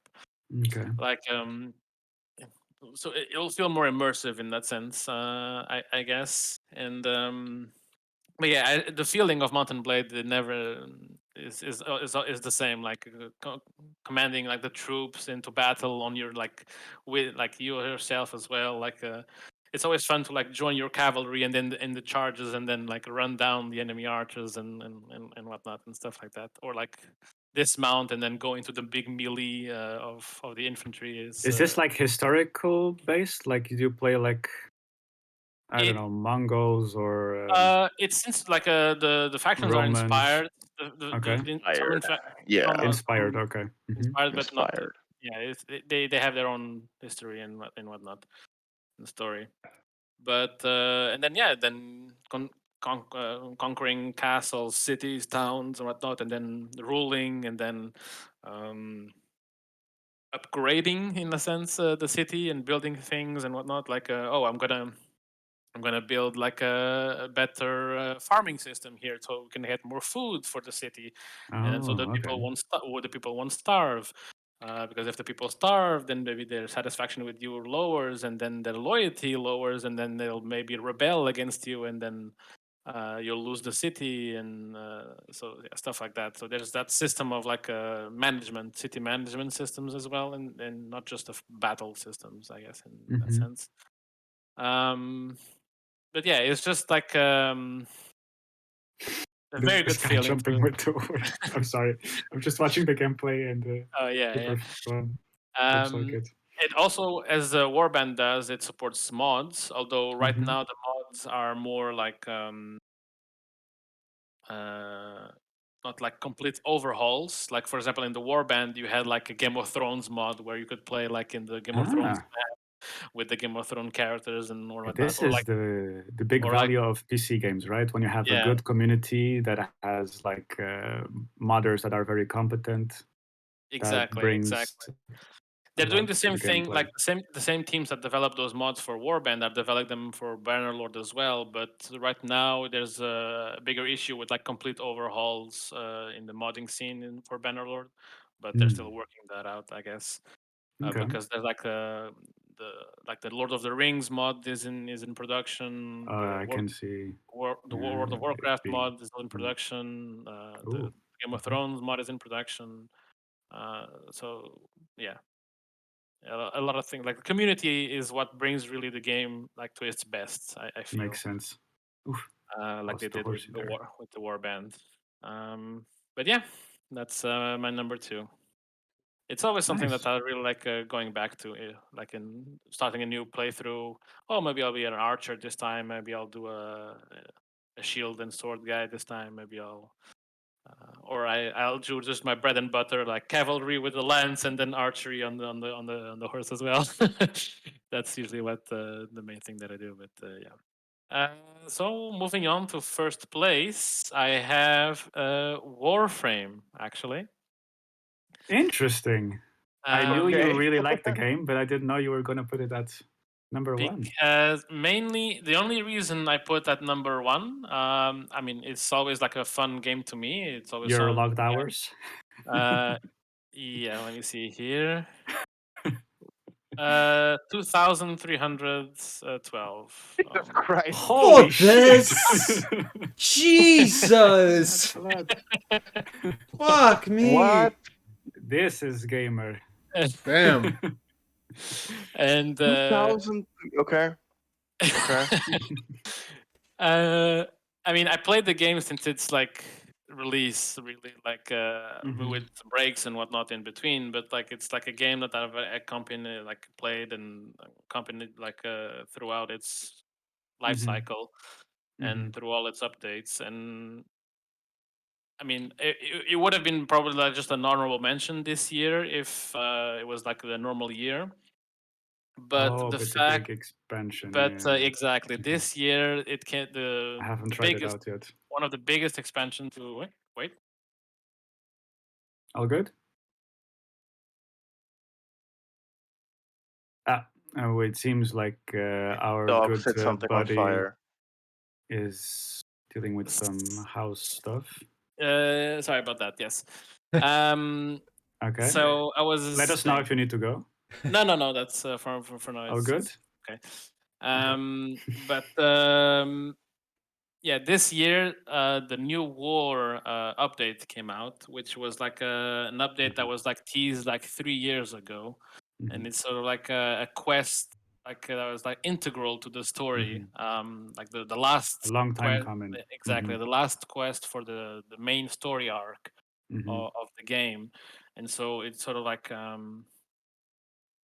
it was like the biggest update like that was like that people wanted like for the game, and like the mission itself, like just the quest itself, like normally like Warframe quests can take like I guess up to 30 minutes depending on which quest it is, like most quests. In the beginning, it's kind of faster, no? It's just Yeah, later even on. faster, like but like the story quests can take up to like 30 minutes and Sure. 1 hour. Sure. Like this quest was 4 hours long for me, for example. Oof. Like non-stop. Okay. Because like there's so much like story, like dialogue and everything, and like going around that I was like really into it, and like I don't know, it just like the whole experience was like at the end of it I was like, yeah, this is Do you really feel like the epic? the epic end sort of feel Okay. of like a big movie and whatnot, that sort of feeling. Cool. And even though at the end it sort of opened even more questions as well, I Again, guess. foda-se caralho. Always But with these story quests. of course, but it still had like a satisfying end for me in that sense, and the gameplay is always there for Warframe. Like so, like movement, Yeah, fast-paced. abilities, Yeah. weapons. It's like best in the business, I would say. Like maybe like gameplay wise, like shooting wise, maybe not the best, but like overall everything together is like the mashed up formula. It's one of the best free-to-play games out there, honestly. Yeah, and it's free Sure. to It's play. insanely Exactly. good. Yeah, Yeah, so it's insanely good. I would definitely say it's like the best free to play game for sure, in my opinion, overall. It does have a dev community that really tries its best to be like in good terms with its player base, and like every week they have these dev streams, right, where they're constant feeding information. No, it's not the same anymore. The dev streams are every month. Every month, okay. But every week they do have like a community streams where like they play with with the community and whatnot, and they play with the community on the different systems. Like they have like a PC community stream day. I took a break from the game, so it's been a while for me. Nintendo Switch stream community day, PS stream community day. And also this year on the TennoCon, because they have like a convention for the game, but it was online. They also announced finally something that was like people really wanted, is like a cross save, which means like between the platforms. PC, but it's not cross play yet. It's just and cross save and cross play as well. And as well, the game coming to mobile, and the game coming to mobile as well. Holy shit! Like okay. everything, all three together. Basically, you could eventually. It's not yet released, but they announced like, and they showed like a prototype version of like one of the developers playing on mobile, playing alongside one of the other developers on a PC, and it was really like something like the community went crazy. Like finally, cross save, cross play, like joining all the. So that's what they're working towards, but yes, still not into place. Exactly. Like Okay, in the next gotcha. in this year, we were expected to see a bit more of that. Yeah. Okay. Yeah, I hope that fleshes out. Yeah. That's it. That's It's a Nice. good shout for a number one. Nice, yeah. Honestly, I think it's Yeah. good. With all the things that are coming to it, yeah, definitely. I mean, it's pretty Yeah. fucking good. Yeah, all you. Yeah, 2021 was really like the best setup that they could have like for Warframe now, and then now they just really have to hit it home in 2022. I feel like. Okay. So I guess I'll come back to it. I guess I'll I- come I- back thought to I was it. out. They pulled me back in. That is the I'll way. await, I'll await you. Yeah. All right. Well, I guess we're down the line. It's my turn to give my list of my top 10 Yeah. games. Jack Reinhardt. So, You've saved the best for last. not necessarily. No, trust me. Fuck Hot that. take time. Ah, damn. So I'm just so everyone knows, I have been mostly playing on PC this year, I guess, but I am mostly an indie game player and a retro game player, so most of my titles would probably be more within that area. All right. So actually, my number 10 is actually something that got released quite recently. My number 10 is the Final Fantasy Remake, basically. Which I was very surprised how much I actually enjoyed the game. The thing is, I've been wanting to play the remake since it came out on the PS4, but I was expecting it at first that I thought it was going to be a turn-based game, because that's part of the reason I love Final Fantasy, the original Final Fantasies. I stopped enjoying it when it became an action-based RPG. I'm not really my thing, but the way this is and the story itself, and I've only played about 10 hours of the game because I haven't had time to get deeper into it, but I really want to keep going. I thought that the story was gripping enough. The characters are very well developed. The aesthetic is really nice. I do know that there's a lot of backlash at the PC port, and I understand why, but I still think it's really, really up there. I think the characters are really hilarious. They're warm. You can feel a personality behind them. The music is still great. As far as I can say, something I want to keep playing. Highly recommend. Cool. Are you gonna And, yeah. continue your stream series on it, or I didn't stream it at all. I'm not oh streaming no, this. you showed it to us on Discord, and I thought you were Yeah. streaming it. No, But no. You're absolutely Private right. stream, Sorry. VIP stream. Yeah, private stream. This is not something I'm gonna stream. This is a way too long an endeavor to Your do. private time. Yeah, Yeah. it's my private Yeah. time. Fair enough. But yeah, so that's my number 10. Now, number 9, I got ActRaiser Renaissance, which basically came out last year, and it's Holy basically shit. Okay. a take on the original ActRaisers, which came out on the SNES, which are 2D action platformers mixed with city building stages. So it's a really interesting concept and so very different from other games of the time. And the fact is that they aced it with this sequel, if you will, or with this rehash of the game. They aced it. It's super flowy, looks super good. It pays complete homage to what the games were. I remember playing them as a 6-year-old. It looks exactly like it to some degree, just very beautified. It's very It does accessible. look very pretty. It's very accessible. It's I think that the first time you play the world building, it might get a little bit complicated, but it's super well tutorialed, if you want to put it that way. The 2D action platformer side of it is actually relatively really easy, but I do think that they aced it, and I played it for about half the game. I still got to finish the game. A lot of my games are still ongoing. I haven't really finished them, but I highly, highly, highly recommend this game. Plus, it's also on Switch. It's also on PC. It's on a whole bunch of... I think it came out originally for the Switch, but it's on PC as well now. So, highly recommend for your Switchers out there. Yeah. My number 8, also a AA, AAA game. It's Death Stranding, basically. Okay. Death Stranding For PC. for PC. Most of the games I have on my list have been played PC. on PC. Most of them. Not that necessarily there aren't other, iterations of it, but mostly I've been playing them on PC. Now, Death Stranding is a game I've wanted to play ever since it came out, but I don't own a PS4, and also then eventually I didn't have a gaming PC, and the first chance I had when I saw it for sale, I thought, okay, today's the day I'm buying this game. Now, myself.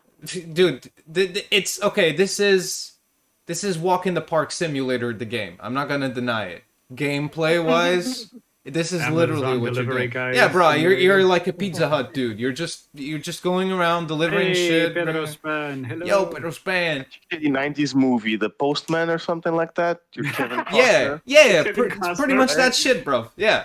And References. but the thing about it is, obviously, it's Hideo Kojima. I mean, dude, Yeah, of course. I don't know. I can't really Yeah. say anything about it that other than that. And like, I'm not generally very much into sci-fi and things like that. But the writing in this game and the visuals and the story, the narrative, it's just so fucking Movie great. person too. Oh, and you yeah. have here movies as cutscenes, so it's Yeah, great. this game is a long ass movie as well, apart from the walking simulator Oh, part. Lord. And it's yeah. so good. It's so dense. There's so much shit in it, but you gotta approach it like you would approach a David Lynch movie. Like, what the fuck is going on? You know it's good. You don't know what the fuck's going on. Just go with it. There's fetuses. Try to get it. There's shit. Just feel it. Just feel it, bro. Look, Norman Reedus and his fetus. That's what's going on here, bro. We're good. We're chilling. Like, yeah, good. So this is definitely also a game I played about 20 hours. Another game that's on my keep on going list. Like I said, most of mine are gonna be that. So that was my number 8. Cool. Ongoing game still. Ongoing games, pretty So much. number 7. So number 7 is Tetris Effect Connected. Same as Papu. Yeah. That had to make my list because this game is just uber fucking fun. This is the ultimate test of how manly you are at gaming. I'm sorry for whoever disagrees with me. This is the ultimate man testing game. People are like, bro, I defeat you with shooters. I'm like, bro, can you Tetris? Do you even Tetris? No. Tetris. You don't Tetris? Bruh, Yeah. no. That's not cool. And But the campaign gets difficult early on, actually. The campaign- I mean, the first third is okay-ish, but then after that, it's quite challenging. it is. And also, you can get through choose some of the the levels. you can choose the difficulty. You can play easy. Yes. And that makes it a lot more accessible. But even in normal, you start struggling, I'd say midway through. Hard, that shit gets gosh darn fucking impossible. Like, it's really, really fucked. Yeah. But the greatest thing about this is the multiplayer possibilities. The soundtrack is just, mwah, it's great. Yes. And yeah, I don't really want to say much else to it because it's already been talked about. But this game, worth every penny if you can purchase it. If you have Game Pass, it's on Game Pass. This is one of the best Tetris iterations I've seen in recent years. Like, it's really, really, really good. So yeah. So that was my number 7. And then at number 6 we got Cuphead. Obviously. Again. yeah. Okay. Cuphead is just it's just that game that you cannot not love. I know you can hate it for how hard it is for a lot of people, but you cannot not love this game for its aesthetic, its soundtrack, the way it brings, this whole run and gun concept and the way it's delivered. Everything is just, it's perfection. Like, for me, it's one of the run and gun games of the last 6-7 years, I guess, because I mean, I don't remember when it came out. Maybe it came out in what, 2016, 2017? Around that time, 2015, 2016. Yeah. I'll have a look. And this game is just, dude, I love this game. I love run and gun games. I love side-scrolling. I love platformers, 2D ones. So for me, this game is the epitome of what a hard game can be. Oh, 2017 apparently. There you go. So what a hard game can be, and still being so delightful, and so every time you finish a boss, every time you finish a level, you feel that, oh man, I made it. It's such a rewarding game to play. And I don't actually feel like it's that inaccessible. I do understand that for, amateurs of the genre, it might be a little more demanding, but it is great to play from beginning to end. I do believe I did a playthrough of it last year. You did. You did. A full playthrough, and This year. yeah, Streamed 2021. it. Yeah, Okay. 2021. Yeah. But Speaking of which, like there was a lot of moments, especially like in boss fights, where it was very intense, right? yeah, absolutely.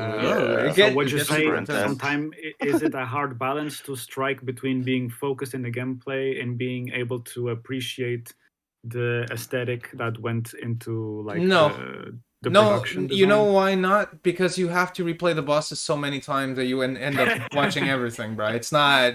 Fair enough. You don't lose anything unless you're a fucking, like, for example, the first island. Sure, you're fine. You get to the second, third island, shit just starts going. Like, you're gonna have to repeat over and over and over Even and over. if you're good at it, it's still hard. Yeah, absolutely. Without a that's fucking That's doubt. how hard it is. But yeah. Yeah. But I actually find that the levels, just the run and gun levels, are actually harder than the bosses. A lot of them, especially if you're. I was trying to get the maximum grades at each level, so that was also a little bit of a completionist thing going on there. But if you're not too demanding with those things, if you don't want to challenge yourself to get the best possible grade, you just want to get through the levels, go for it. Great game, super fun. Streamed it. You can check it out on our channel. Yeah, you can check it out on our channel. And next summer, they're doing an update to the game. They're doing a DLC. I'm super excited. I'm going to stream it as well when it comes out. Anyway, that was my number 6. At number 5, I got Record of Lodos War, Diddle It in Wonder Labyrinth. This is a game... Excuse me? This is a game I played... I remember this. Yeah, this is a game I played at the end of 2021 when it came on the Game Pass, basically. And I was so happily surprised with this game. It's just... It checks all the boxes for me of enjoyment and fluidity in what a Metroidvania... Symphony of the Night. It just checks all the boxes. It's a very short game, and I love short games. Like, as in, I like spending about 5 to 10 hours max on a game. That's kind of what I like games to be. When you play as well as he does, otherwise. Well, yeah, this small print in the packaging. This game took me. I finished this game in 4 hours, my first playthrough. So 7, 8, 12 hours for a regular person. No. That's the thing. The thing about this game is that it's so accessible.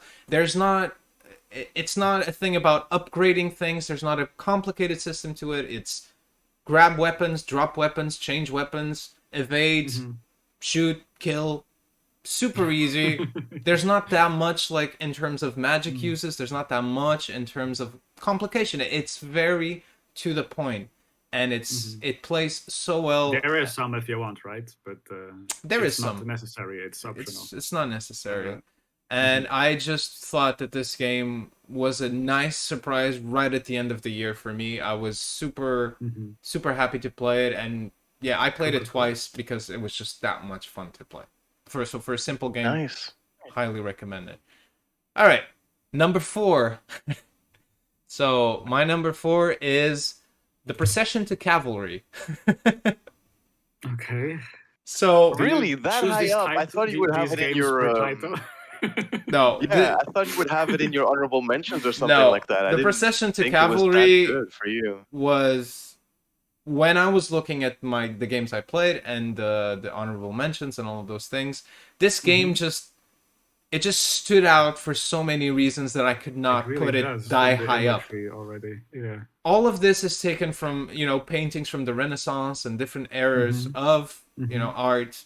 And it's put together in a Terry Gilliam-esque way, like the whole thing of Monty Python-esque with the drawn-out cards. Okay. The flying circus. The humor is amazing. It's literally indescribable. This is okay. So to just describe to explain what the game is, it's a point-and-click adventure game, basically, and you play as this character that you're seeing here. It's this girl with the sword, and basically what happens in the beginning of the game is that the kingdom gets conquered and the war is over, and your character's like, "But I want to murder. What the fuck?" And she goes on this whole adventure to basically talk to the guy who prohibited killing. And on the way you play the game is you just have to solve mysteries, and without wanting to spoil things, you have to do it specific way so that you actually you have many different endings, and it's just it's beautiful. It's really good. I highly recommend this game. Looks very interesting, yeah. It's super good. So yeah, so I'll leave that at that for my until my top 4. And now my honorable mentions are, I got quite a few, so I'm not really going to talk about them. I'm just going to give them a quick glance over. So I have Astria Ascending is one of them, which is a turn-based JRPG that has a very unique aesthetic that was really nice. It felt really nice to play. Astria Ascending, yeah.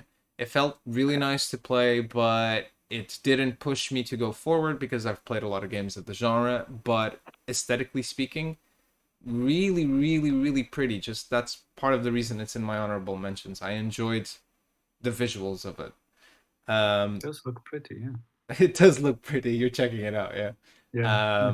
Then Backbone, which is a point-and-click adventure, kind of furry, kind of like what Black Sat should have been, in my opinion. It's just got that noir environment. It's got references to a lot of even David Lynch things. It's got a lot of references to cinema from the 90s and noir things. It's really good. I recommend that game for people who like point-and-click adventures and for people who are furries. Helps as well if you're into it. So I've seen some of it, and I think you're right. It is absolutely what Black Sad should have been. Yeah.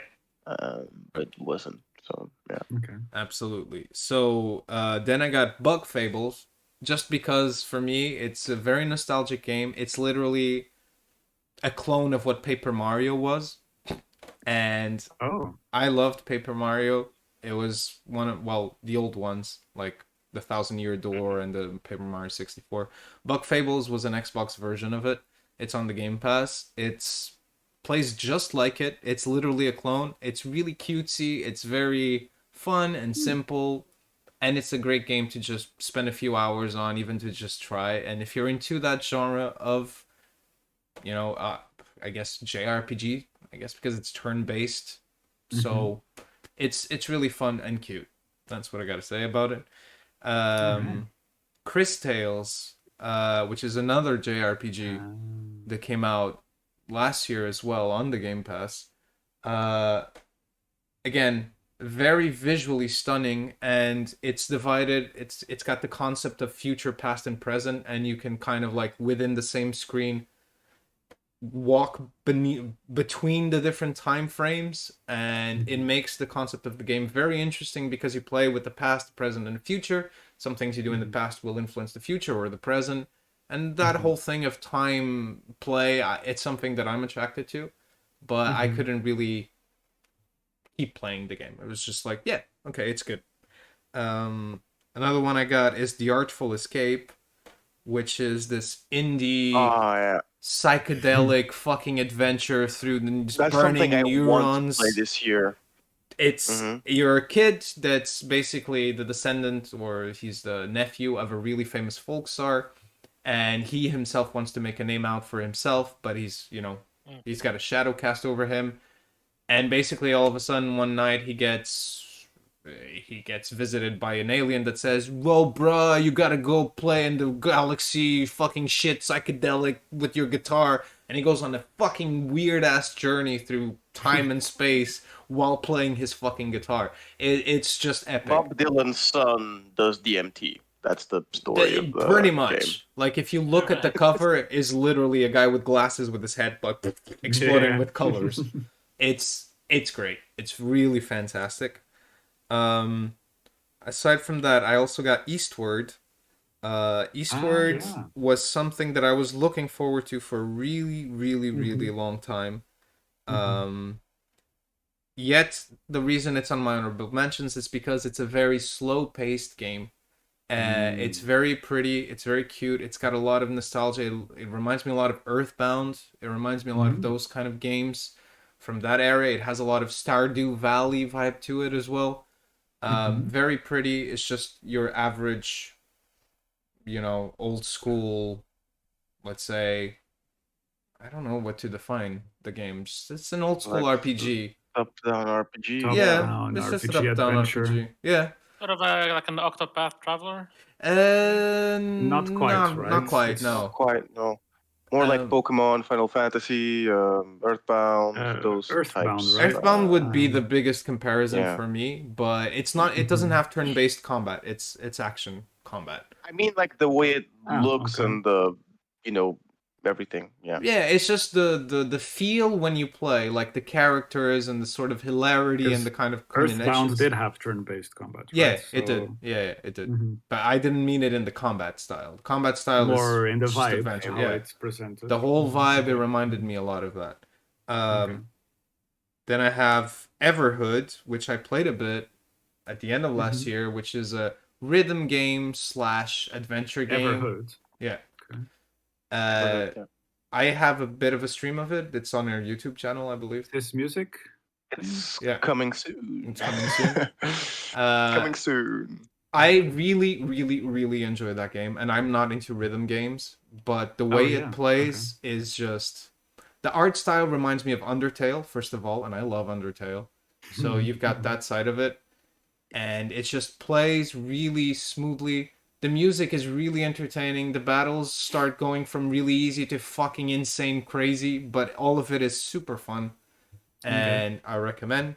And my last honorable mention is Skull. Skull is basically... It's just Skull is in a human head bone, or skull is in skull? No, like skull as in cheers skull, in- as in the skull of the head. But it's just, okay. but it's written SKUL, so just one L, because it's the name of the character, pretty much.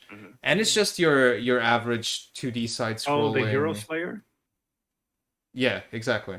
Yes. It's just your average 2D roguelite type dungeon crawler game, and it's really cutesy. It's very nice. I go back to it in and out, and it's just fun for that. That's why it's in my honorable mentions. All right, now for the top. So I'll be right. Wait, get in the bin. You got anything? oh yeah, I do I have 3 get in the bin games. Number 1, Psychonauts 2. Go suck a dick. Hate you. Not That's 2. Go suck a dick. Go suck a dick. I'm still yet to play that game. Psychonauts 2. I have it downloaded. Look, I guess I skipped out on those PS-inspired platformers like Spyro and Crash and all those things. And those platformers, I don't like them. They're not my thing. And for me, Psychonauts is a lot within that bubble of platforming. And I really don't like it. Definitely. It's just not for you. It's not for me. I tried it. I don't like the humor. I think it's really not for me. It's like, yeah, you're trying to be funny, bro. You're cool, good for you. It's like fart humor for me. It's like, bruh, yeah, I get it. Farts are funny, but not especially right now to me for a game. So that's one. I got Boyfriend. Don't be a bitch. I got Boyfriend Dungeon. Boyfriend Dungeon. It's a dungeon crawler game mixed with an anime title with a dating simulator where you basically go into dungeons, and the weapons you get, you end up being able to date them because they can take human form. Okay. This game is just the concept. The reason I played it was because I was like, this concept seems so weird that I have to try it. The fighting is fucking terrible. It's awful, and the dating sim it's really side, bad execution, my opinion. the dating simulation side of it is also terrible. And I've played dating simulators ranging from mild to more pornographic and shit, and they have value. This shit is just trash, absolute fucking trash. It's terrible. And finally, in the bin, I have Biomutant. Sorry, I was so excited for this game, and I think the shock of my expectations not being met and the shock of a lot of how the exploration goes and everything, and just a lot of it worked in the way for me to like pick up the game, played it a few hours. After a few hours, I was like, I really don't like this. It's a waste, and the fact that it cost $60 or $50, the price. I'm like, Right. for this game, really, this amount of money, and I know it's already gone on sale quite a few times since then. So Yeah. clearly, people have understood that it's not For 20 really at the bucks. hype. Yes. For 60. Yeah, I agree. I think Stay the away. pricing was the biggest mistake. It really was. Mhm. Well, Because it rose the expectations as well. When you Exactly. put a game into that range of pricing, you're Well, expecting. It didn't have to have that price. It was a small team too. They could have. True. Mhm. But to The be budget fair, was not I that mean, ridiculous look either. at what Square Enix did with fucking Final Fantasy VII on the computer. It costs $80. Okay, For real? it costs had no $80. idea. 80. Yeah. That is criminal. That is Like- who? When? No joke. Why? That is worse Back than in the Nintendo. 80s. Yeah, The it story is. of that game is just what 10% of the first disc out of 3 discs Yeah. in the original. Yeah, game. I know. So Okay. anyway, so those were my in the bin. All right, so for my top 3, Podium. Bronze medal. podium. What do we got? Bronze medal, we've got Inscription. Inscription is a game. Nice. The stream we had Very yesterday. good. Inscription, you saw me Go play check the stream yesterday. now. Yeah, go check it. It's already got 70 something Plug in views. the- Yeah. It's already got 70 something views, my highest so far. So Congratulations. yeah. Nice, very nice. But this game is just I played it once at the end of the year and then I left it and then I just started replaying it now. This is number 3, yeah? This is number 3. This game Yeah. is Gameplay, just please.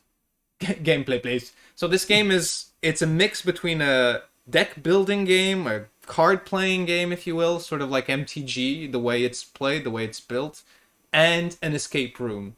So basically, you are thrown into a cabin. You don't really know what the fuck you're doing there, and this douchebag that's in front of you gives you a game board.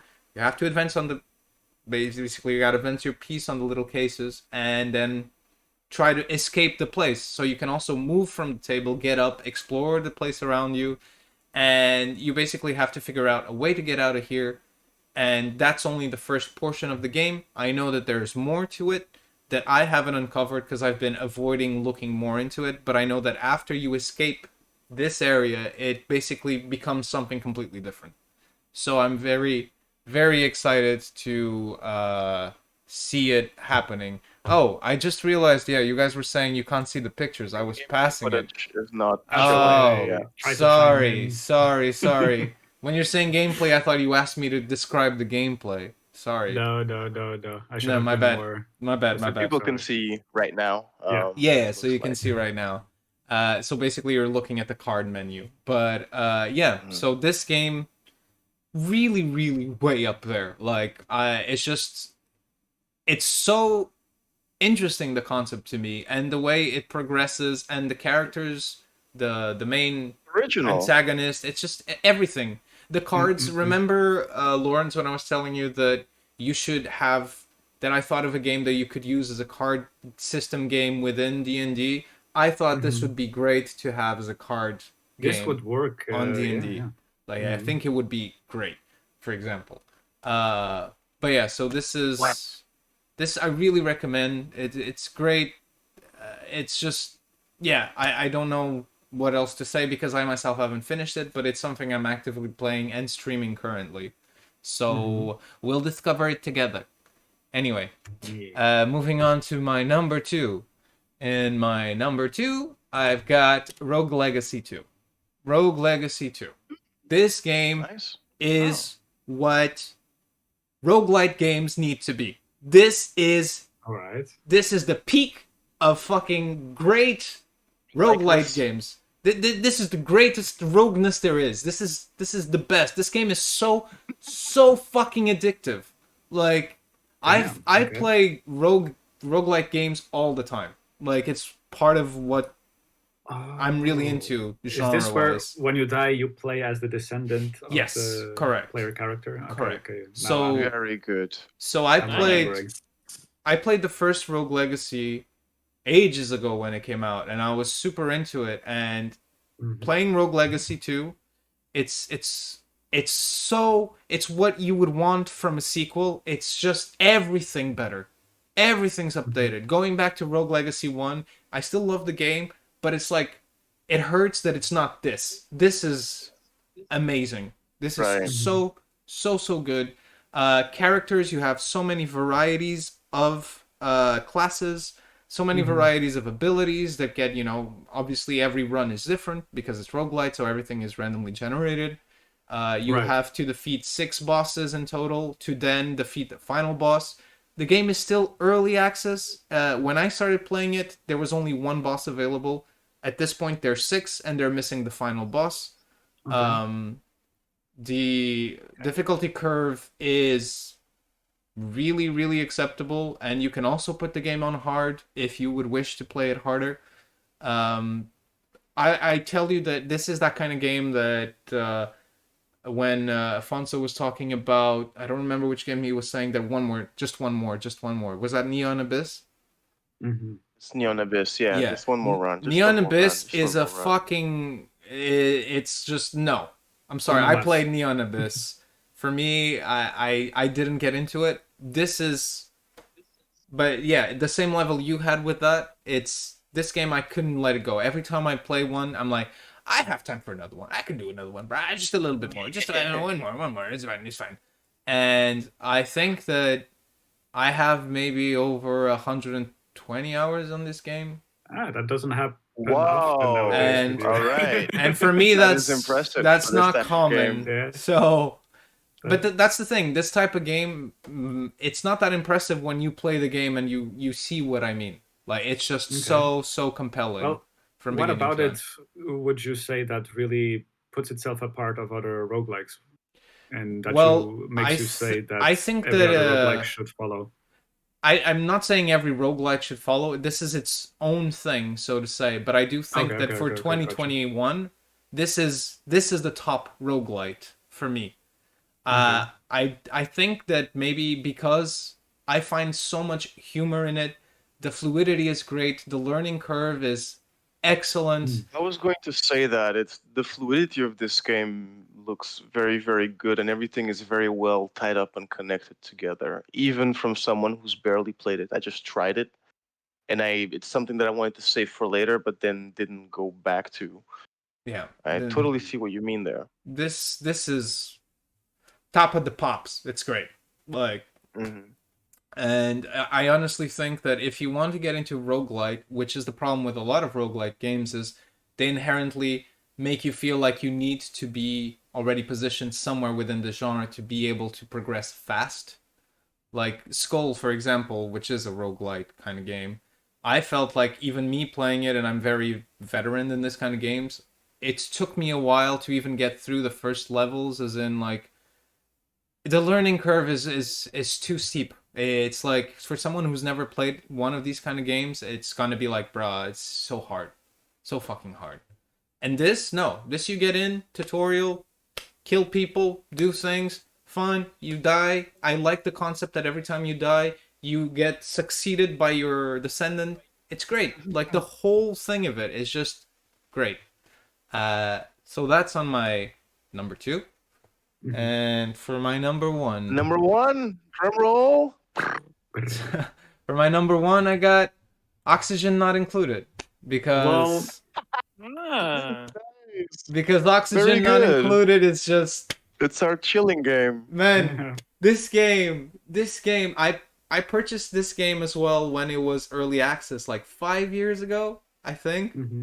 And there was barely anything on it. It was just this little game. It's from Clay Entertainment. It's the same guys that made Don't Starve. I love Don't Starve as well. Don't Starve is great. It's within the same boundaries. It's a survival game with also colony management. It's super fun. It's super chill once you get the hang of it. At first, it's very confusing and there's a lot of things to do. But as far as colony management goes and the whole concept of, you need oxygen to survive, you need to focus on oxygen, food, and it's so scientifical as well. When you have to use hydrogen, you have to consider what the carbon dioxide levels are, you have to consider what how the H2O is. It's very sciencey as well, and I feel like you learn things from doing it. And then as you develop your research, you get to uncover like plastic, and you have to know that to make plastic you need to find petroleum because you need to use certain things to do it and convert them. It's super super interesting. I do know that a lot of people that have played this also reference RimWorld as a game that they love that's within the same genre. Usually it's very common. But this game does remind me of RimWorld. Yeah, well, actually, there you go. This game is just delightful, and it's still getting updates to this day. It's really really worth a play. I think it's not very expensive. It's worth a watch too, in my opinion. I like to watch We've that had some game when good, we're streaming and just cyber talking. couch It's a lot of fun. Exactly. Yeah, Absolutely, it's a absolutely. good game for that. So yeah, so this is my top. I do realize that amongst the games I said, Oxygen Not Included was on my list last year, but it was like at number 7, and I had to pop So you it. enjoy it even more now. I had to pop it to number 1. That's interesting. Because I felt like when I restarted playing it this year, like the first time I played it, last year I guess in 2021, when I picked it up again, I played 6 hours straight without even noticing, and that doesn't really happen for me. It's very rare that that happens with games nowadays. I get that with Civ. Yeah, it's same thing. Civ But 5, on Civ, yeah. on Just Civ I like notice. Going. But on Civ you still notice because I still look at the clock. I got the turns going and shit. I realize sometimes I'm like, okay. This I literally only realized because I was sitting on a couch like this the whole time. And I got like arthritis on my fucking hand because I was playing with the mouse here. And my back was all fucked. On the other. Yeah, I was like, okay, I'm done. I'm good. I can't play anymore. And then I was like, shit, it's been 6 hours. Bro! So yeah, so... Lord. This is... so yeah, so that's it for my list. And that's that, I guess. I don't know if you boys want to keep talking. You want to exchange more things, up to you. No, I just think that if anyone wants to check out those games, they're more than welcome. If they want our opinion on some of those games, they're more than welcome to ask or say something in the comments. Yeah, I think it was. I think it's a really good broad selection. I'm glad that we brought in an extra guest today. Yeah. Absolutely. Because I never even think about Chinese games, for example, or RPGs or free-to-plays. And a lot of people out there play on PC, and I'm very jealous of kids nowadays who can have such a vast access to super cheap indie games or also free-to-play games that work really, really well. So I think we have, whoever is watching, you have about 70 games to check out if you count the top 10s and honorable mentions altogether. Yeah. Yeah. So, quite a list. yeah. I'm still looking forward to... There's some games here that we mentioned that I'm looking forward to play still in the upcoming year. And I think we're going to do this together at some point later with Jack. A list for the best games that you can get on Game Pass that we played last year. And see, try to do an experiment to see if it's actually, worth it with the amount of hours that you put in and the types of games that you play and all that. Yeah. So yeah, hope you guys enjoyed our top 10. Yeah. Yes, indeed. Ain't nobody got time for that, says Pedro Span. Bruh, everybody got time for that. Shit. Hey, bruh, Green Man, listen. Don't you be going like that. We're about to end. We're about to end. Conversation. We're about to end.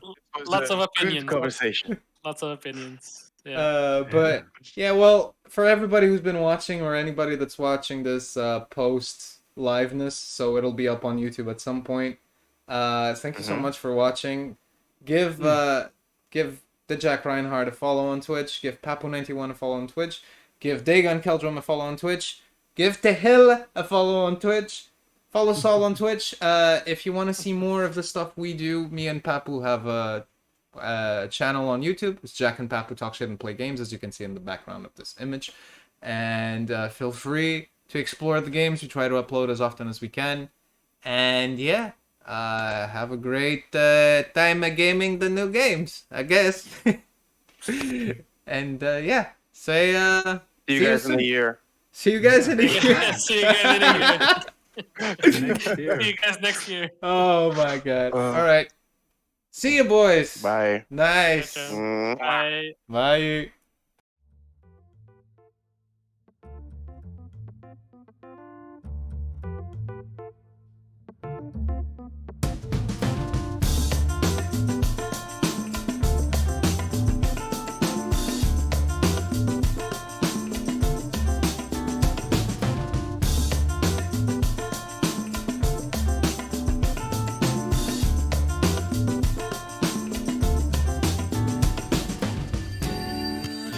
Now hear me out.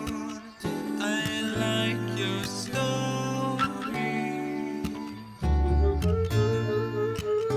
The way your lips dance seems to move me. Your eyes are eerie. You move them swiftly. I pull you closer. I pull you closer.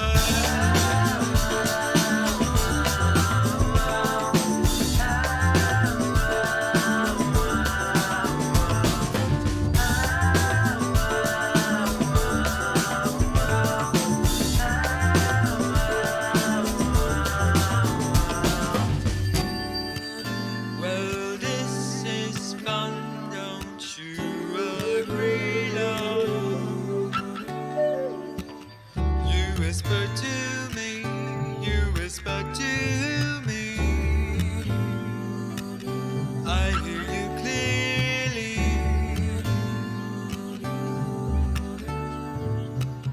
Well, we're at mine now, make yourself comfy. I know you want me. I know you want me.